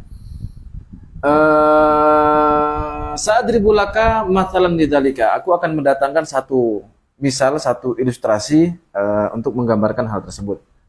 Jadi di sini kata Imam Ghazali, kalau ada orang yang sudah diberikan taufik khusus itu pasti akan berpendapat atau berkeyakinan demikian, memandang demikian bahwa dunia itu layaknya api atau paling tidak layaknya kotoran. Orang-orang yang masih takjub dengan dunia, yang masih mengejar jabatan, pangkat dan juga gelar, itu adalah orang-orang yang tertipu, dan mereka adalah orang-orang yang buta mata hatinya. Lalu Imam Ghazali di sini memberikan contoh, fa'lam anna hadza yumassalu bi insanin. Ketahuilah bahwa ilustrasi yang dimaksud itu adalah misalnya ada seseorang memperagakan sona'a khobison, dia membuat satu kue, satu puding, bisyaraitihi minasyukri wa ghairihi, dengan adonan-adonan yang mana di dalamnya itu ada gula dan lain-lain. Tsumma taraha fihi qit'ata summin qatilin. Kemudian dia taburkan di dalamnya racun yang mematikan. Wa absara dzalika rajulun. Lalu ada seorang melihat. Saya meracik sedang membuat kue ini. Lalu ada satu orang melihat bahwa ketika saya membuat kue itu saya masukkan racun yang mematikan. Walam yubsirhu akhar, sedangkan orang yang lain tidak melihat bahwa saya sudah memasukkan racun yang mematikan ke dalam kue tersebut. Wa wada'al khabisa baina aydihima, kemudian dia mendatangkan kue tersebut, puding tersebut di tangannya, muzayyanan muzakhrafan, yang mana kue tersebut sudah banyak perhiasan dan juga di plating sedemikian estetik ya. Farrajulu alladzi absara maju'ila fihi minas summi yakunu zahidan fi dzalikal khabis. Maka tentu saja orang yang menyaksikan langsung bagaimana proses kue tersebut dilihat, yang mana di dalamnya sudah ditaburi racun, orang itu pasti akan zuhud terhadap kue tersebut. Dia pasti tidak mau lagi dengan kue tersebut. La yakhturu bi balihi ayyatanawala minhu bihalin albattata. Bahkan tidak terpikirkan dalam benaknya sama sekali, dia cenderung atau mau berniat untuk mengambil kue tersebut sama sekali. Wa yakunu dzalika indahu bimanzilatin nar. Orang yang sudah menyaksikan bagaimana proses pembuatan kue yang dikasih racun itu, dia sama halnya seperti melihat kue tersebut seperti halnya api. Bal as'abu, bahkan lebih parah lagi, dimakani ma ya'lamu min afatihi, karena POV dari orang tersebut, dia sudah mengetahui tentang bahayanya kue tersebut. Fala yaghtaru bi dhahirihi wa zinatihi, maka dia tidak mungkin tertipu dengan hanya tampilan luarnya dan juga pernak-pernik estetik dari kue tersebut. Itu orang yang melihat. Wa amma rajulul akhar, sedangkan orang lain alladzi lam yubsir maju ila fih, orang yang lain yang mana dia tidak melihat proses pembuatannya itu, irtarra bi dhahirihi, dia akan tertipu dengan tampilan luarnya al-muzakhrafi yang sudah diplating sedemikian rupa. Waharoso alaihi walam yasbir anhu wa akhadha yata'ajjabu min sahibiz zahidi. Bahkan dia itu sangat berambisi, dia sudah tidak sabar dan sembari dia terheran-heran dengan kawannya yang tidak mau sama sekali dengan kue, kawannya yang sudah zuhud dengan kue tersebut. Wa rubbama yasfahu fi dzalika, bahkan boleh jadi orang yang tidak melihat tadi itu, ketika melihat kawannya tidak mau dengan kue, dia akan menganggap kawannya itu bodoh. Saya buat kue, ini melihat saya memberi racun, ini tidak melihat bahwa saya memberi racun. Yang ini jelas menolak, tidak mau kue ini sama sekali. Yang ini rakus dia dengan kue ini, bahkan menganggap bodoh kamu tidak mau dengan kue yang tampilannya bagus itu, katanya, kira-kira begitu. Fahadha matul haramid dunya. Ini adalah perumpamaan ilustrasi dari orang yang zuhud terhadap haramnya dunia, ma'al busara'il mustaqimin, disertai dengan pandangan basirohnya orang-orang yang istiqomah. Saya juga ada pertanyaan nanti di situ. Perlu punya kue dulu atau enggak perlu punya dulu? Tidak perlu punya. Untuk merecehkan yang punya kue. Tidak perlu punya. Tidak harus menunggu. Kita tahu bahwa mohon maaf sianida yang kita lihat langsung lah. Mohon maaf kalau kita melihat ada yang pernah makan enggak di sini? Tidak. Tidak ada kan? Tidak ada. Tapi kita semua tahu bahwa itu Masih kalau dimakan kayaknya tidak enak. Tidak enak kan gitu. Jadi tidak harus menunggu, cukup mengetahui saja. ya secara teori sedemikian rupa mudahnya ya memang. Iya.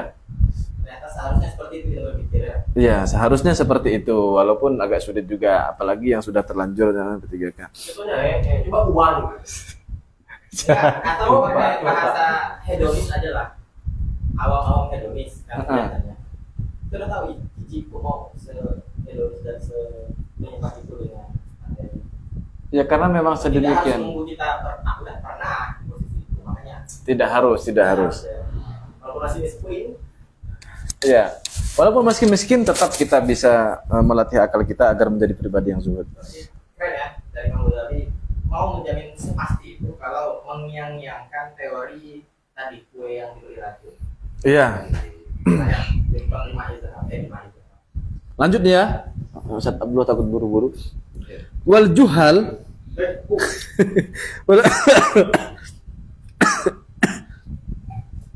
wal juhalir rakibin. Adapun orang-orang bodoh yang tertarik itu bukan, lanjut ya titik itu. Wal juhal ar-raghibin. Sedangkan orang-orang bodoh itu mereka akan tertarik.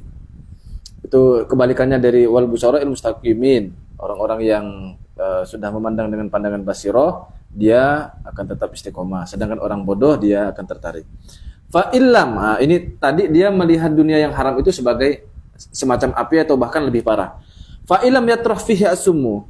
Sekalipun dalam adonan kue itu tidak diberikan racun, walakin akan tetapi baso kofih dia meludah ke dalam adonan tersebut, awim takhoto atau dia memberi ingus, sommakohu wazayyanahu. Kemudian dia beri perisa makanan, kemudian dia plating, dia hiasi sedemikian rupa. Farrajulu alladzi syahada minhu dzalikal fi'l yakunu mustakbiran lidzalikal khabis. Maka orang yang menyaksikan bagaimana saya meracik kue tersebut yang sudah saya kasih ludah atau sudah saya kasih ingus, walaupun saya beri setelah itu perisa atau pewarna makanan, saya hias makanan itu sedemikian rupa, bagi orang yang menyaksikan proses pembuatan itu, maka dia pasti akan merasakan jijik dengan kue tersebut. Nafirun anhu, bahkan dia menghindar dari kue tersebut. La yakadumu alaihi. Tidak ada sedikit pun maksud dia untuk mengambil kue tersebut. Illa, kecuali indad darurah wasiddatil hajah ilaihi. Kecuali dalam kondisi yang darurat dan hajatan. Ada hajat ternyata di sini ya. Wasiddatil hajah dan juga ada kebutuhan yang mendesak. Ya, kalau yang bagian dunia yang haram tadi itu ilustrasinya seperti kue yang diberi racun yang mematikan. Sedangkan bagian dunia yang halal, ini bagi orang-orang yang kemarin itu wali abdal itu, dia akan memandang kue tersebut seolah-olah sudah diberi ludah ataupun ingus, sehingga dia tidak mungkin ngambil banyak dari kue tersebut kecuali memang ya hanya sebatas untuk mengisi perut supaya hidup aja lah. Nah, kira-kira begitu ilustrasinya.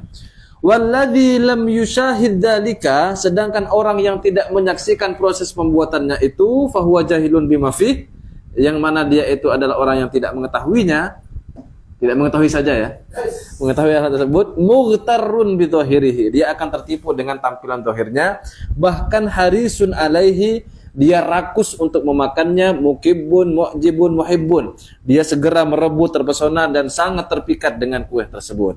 Fahada mathalu halalid dunya ma'al fariqain. Inilah perumpamaan bagian dari halalnya dunia. Tadi kan haramnya yang diibaratkan dengan api. Kalau ini halalnya dunia, itu dianggap seperti adonan yang sudah dikasih ingus tadi itu. Dari dua golongan, yakni ahlil basirah wal istiqomah, orang yang sudah terbuka mata hatinya dan orang-orang yang konsen istiqomah, wa ahlir raubati wal ghaflati, dan orang yang cinta dunia serta orang-orang yang lalai.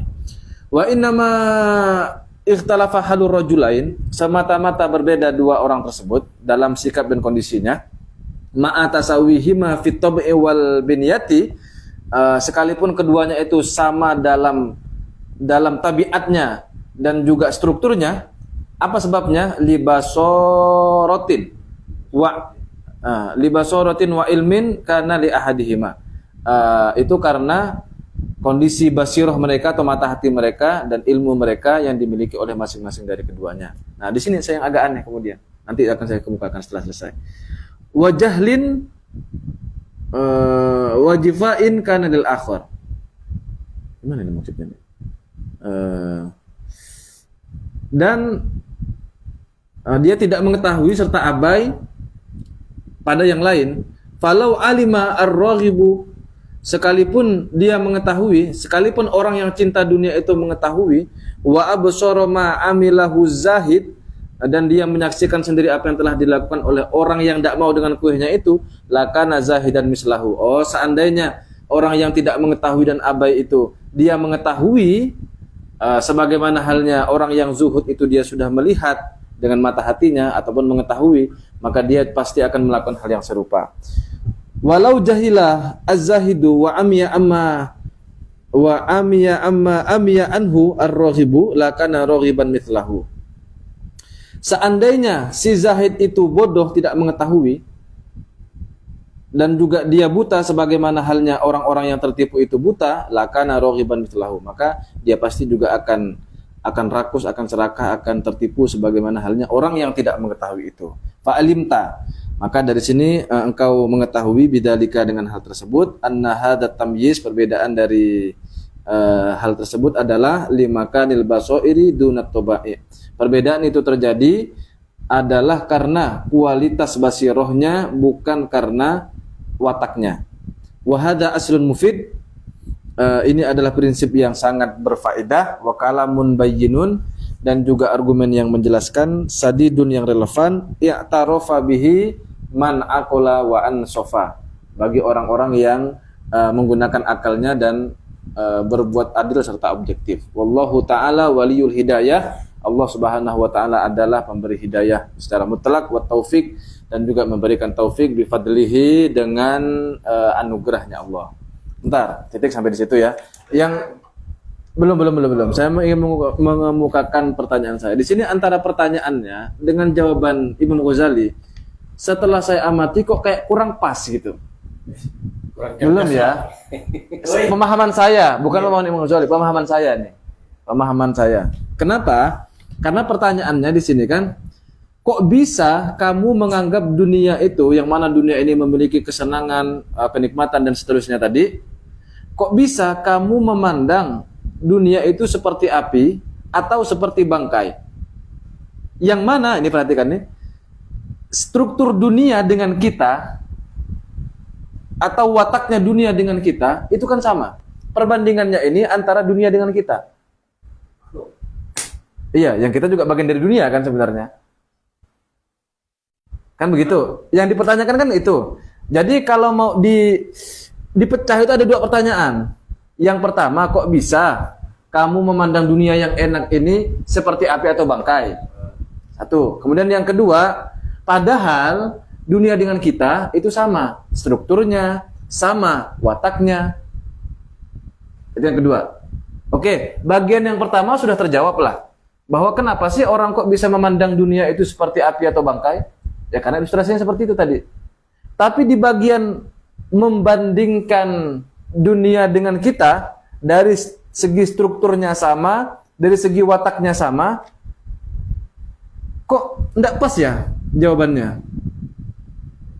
Menurut sependek pengetahuan saya. Lalu di sini jawabannya dibandingkan antara dua orang tadi, orang yang mengetahui dan orang yang tidak mengetahui. Mana teksnya tadi?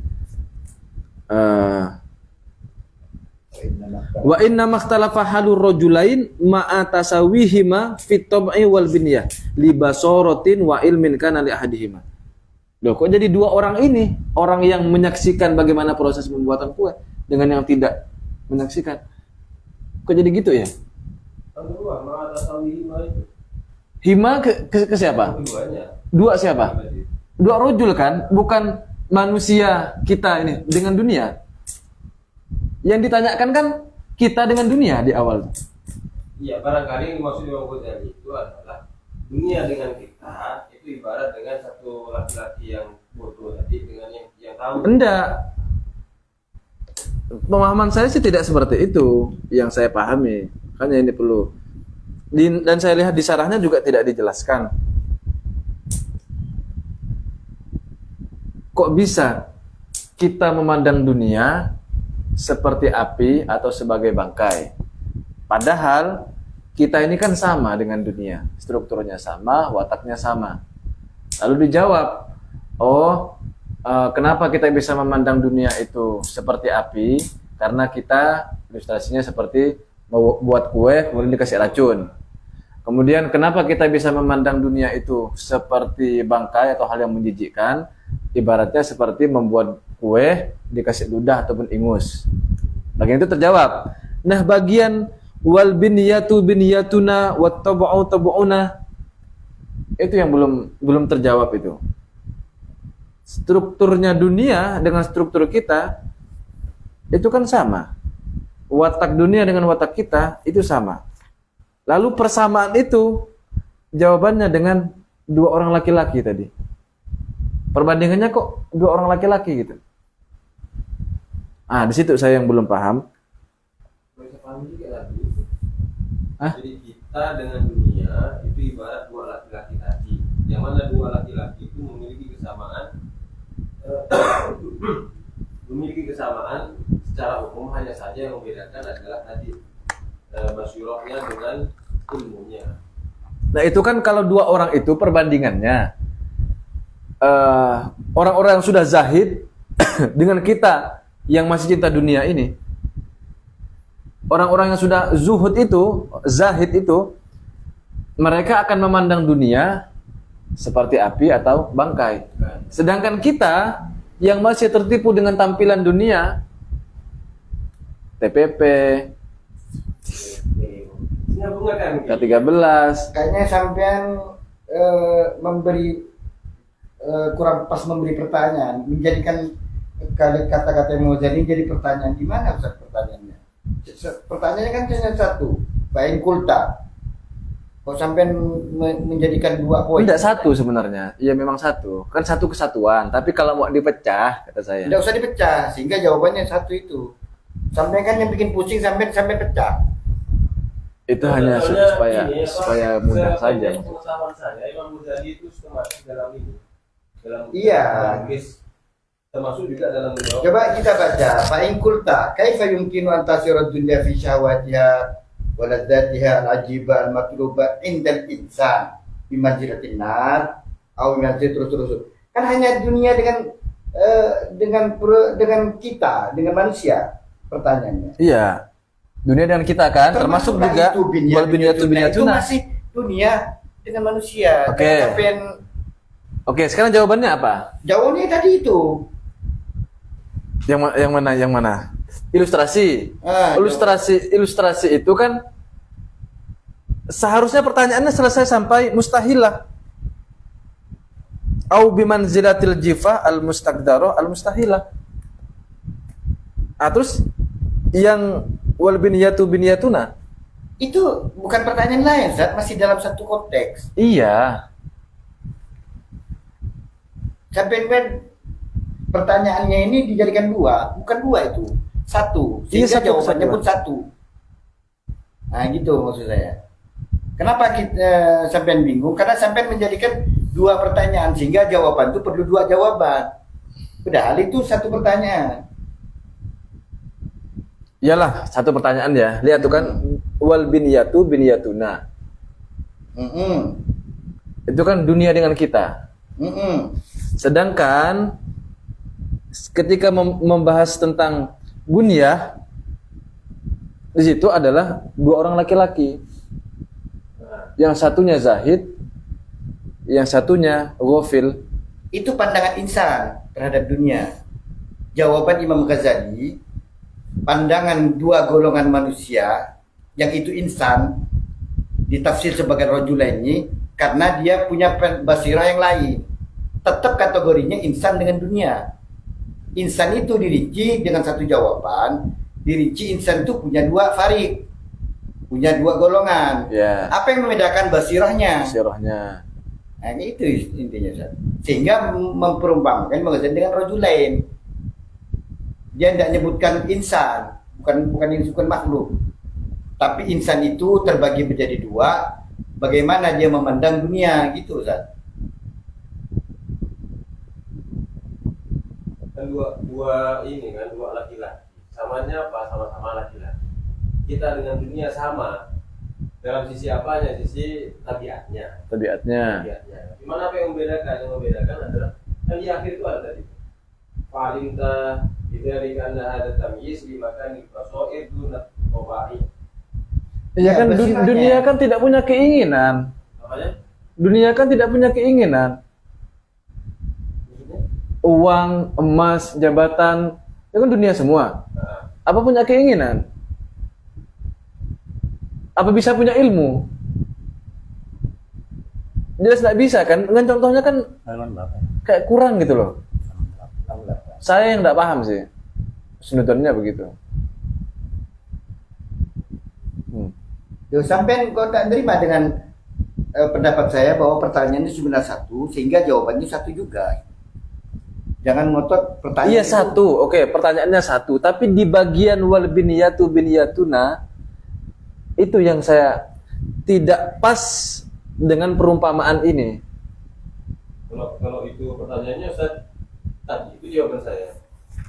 Kebiasaan Imam Ghazali yang saya tahu, dari pengetahuan saya, tidak pernah tidak pernah melewati poin-poin yang beliau iskalkan.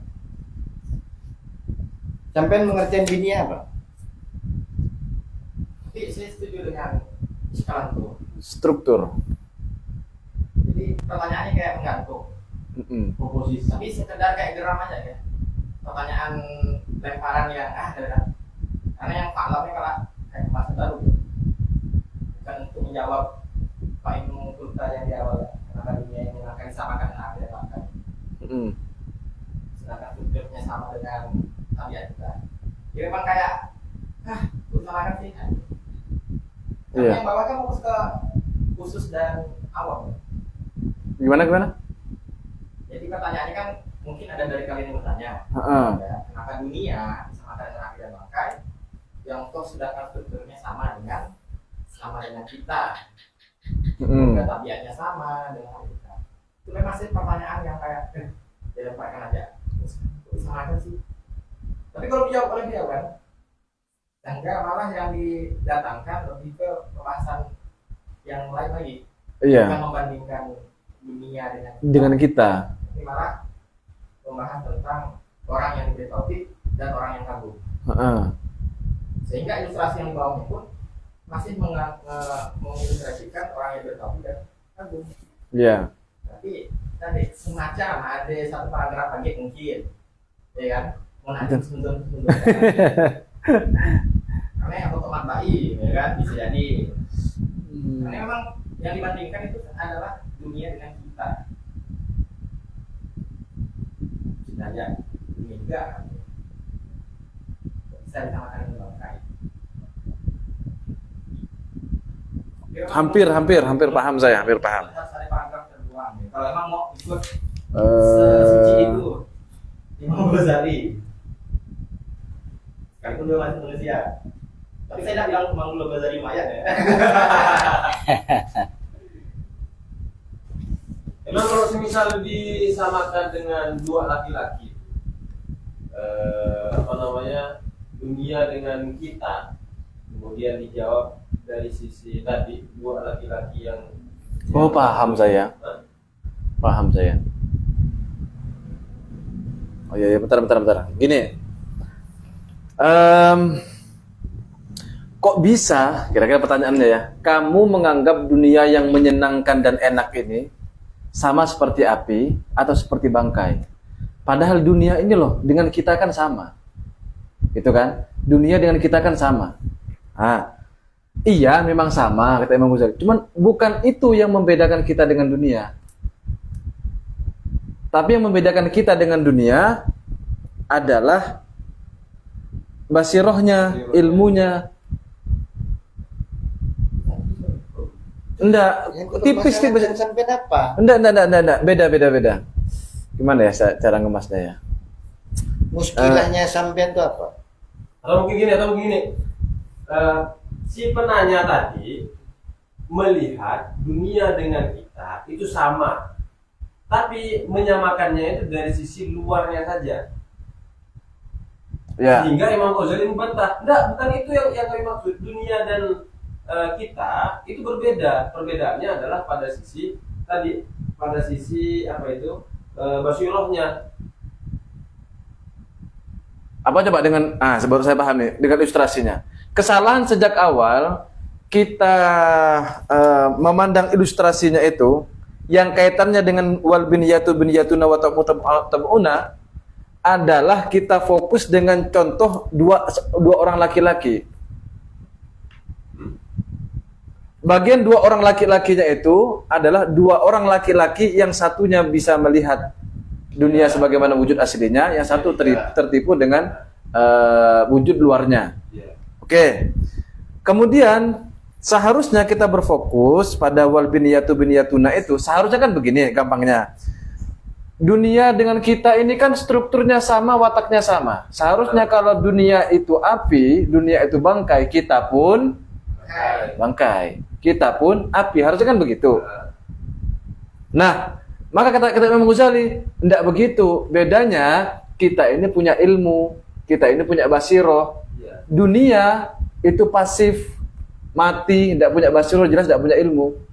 Kesalahan kita sejak awal atau panjenengan semua tadi itu masih memandang contoh dua orang lelaki itu, yang membandingkan dua orang lelaki ketika melihat dunia. Padahal yang saya tanyakan itu fokusnya pada wal binyatuna, perbandingan dunia dengan kita, strukturnya sama, wataknya sama, bentuknya sama. Tapi penilaian kita terhadap dunia begini, tapi dengan diri sendiri yang itu strukturnya sama kok berbeda. Nah, itu. Tidak ada salahnya kalau kita melihat mula-mula dari rojulain tadi itu, tidak ada salahnya. Karena di situ kan Imam Al-Ghazali menjawab dengan analogi. Analogi itu kan harus dilihat kesamaannya apa, kemudian baru dicari perbedaannya. Karena Imam Al-Ghazali itu kan ingin menyangkal bahwa tidak sama, dan bukan itu yang kami maksud, bukan struktur dohirnya. Maka tadi kan dijelaskan di sini bahwa orang yang tidak punya ilmu itu akan tertipu dengan tampilan luar dohirnya. Sementara orang si penanya tadi itu menganggap sama antara kita dengan dunia itu dari sisi dohirnya. Masih tidak masuk itu ke saya. Ini ya. kan tadi wal binyatuna wa tabuna. Korelasinya kemana ini? Kalau dunia itu sama, saya tidak nemu nih. Kan ada syaratnya itu. Al-muradu khilqatuna dha'ifa wa tabuna huwa al-hirsu syadid ala dunya. Yang dimaksud binya itu adalah penciptaannya kita ini, itu adalah lemah. Sedangkan dimaksudkan tab'un adalah hiris asyadid ala dunia. Tabiatnya makhluk ini sangat rakus kepada dunia. Itu kalau di takliknya itu kan ada nomor 2 Ya. di bawahnya itu kan. Kan di situ wal binyatuna tabuna itu kan ngebahas ya itu tabiat manusia kan gitu secara umumnya. Sekarang di dunia mana korelasi memahami ini, dunia begitu juga memiliki tabiat yang sama dengan kita. Saya tidak nemu nih. Itu pertanyaan Ustaz. Nah,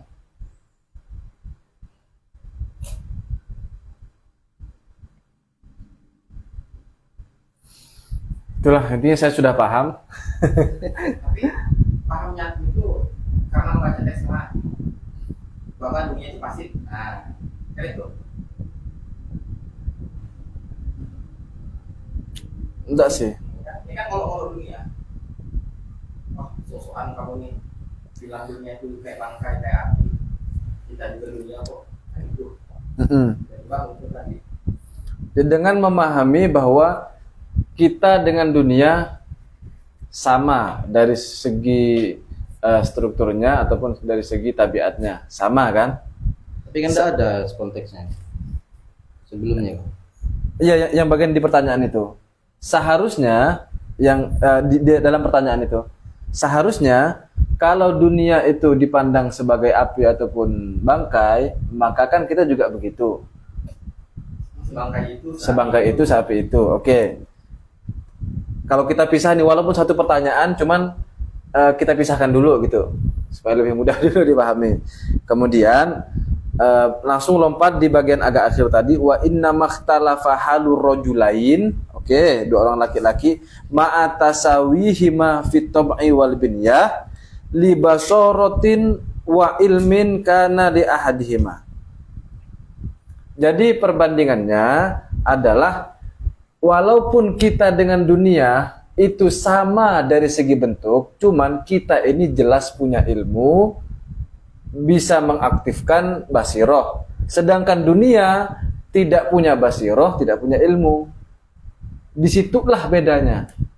Kalau ada manusia yang tidak menggunakan ilmu dan tidak punya basiroh, nar jifah. Itu kesimpulannya. Hah? Dan dianggap juga bagian dari dunia. Sama lah seperti dunia. Di dunia dengan sifat yang disifati tadi. Mungkin seperti itu ya. Saya malah nggak sambung. Ini kontekstual binyatuna hanya kepada manusia kan udah jelas.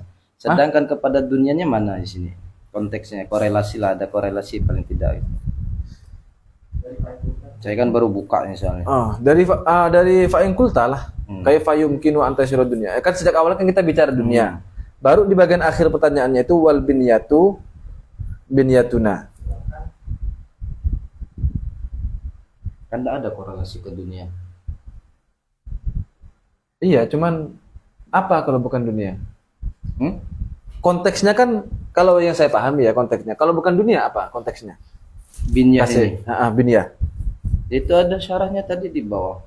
Itu adalah struktur anggota kita ini, ciptaan kita yang lemah. Gimana jadinya? Wal binyatuna gimana? Itu khilqatuna dha'ifah. Struktur ya. Ciptaan kita yang dicipta ini adalah memang lemah aslinya. Kan gitu. Kemudian tab'an itu rakusnya itu atas dunia itu memang sangat kan begitu.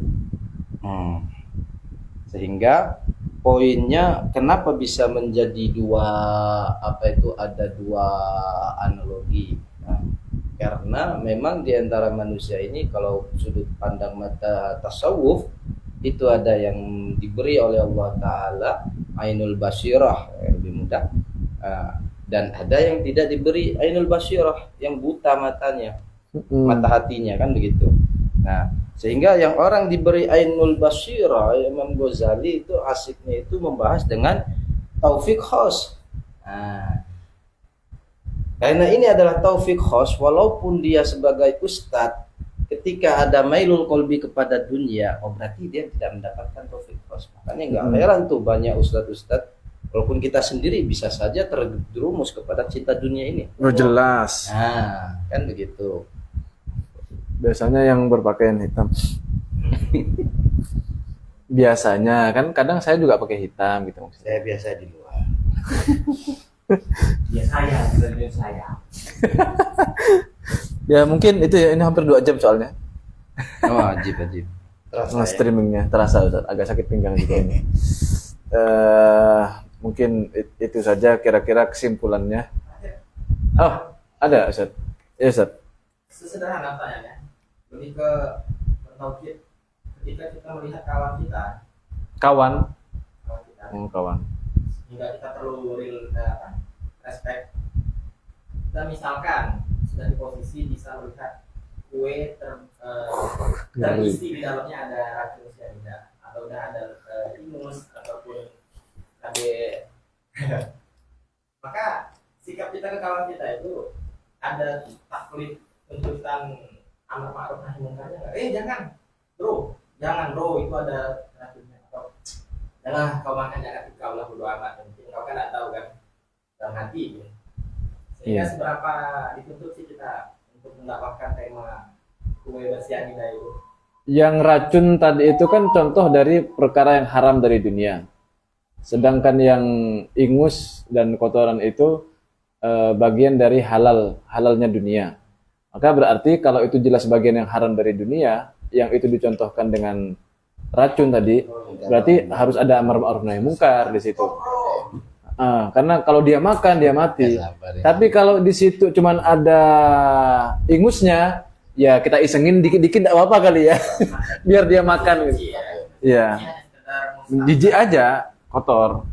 Kan mungkin yang berracun cyanida pun kayaknya enggak serta-merta bisa kita larang nggak tuh? Yang penting kan kewajiban kita kan tadi kan.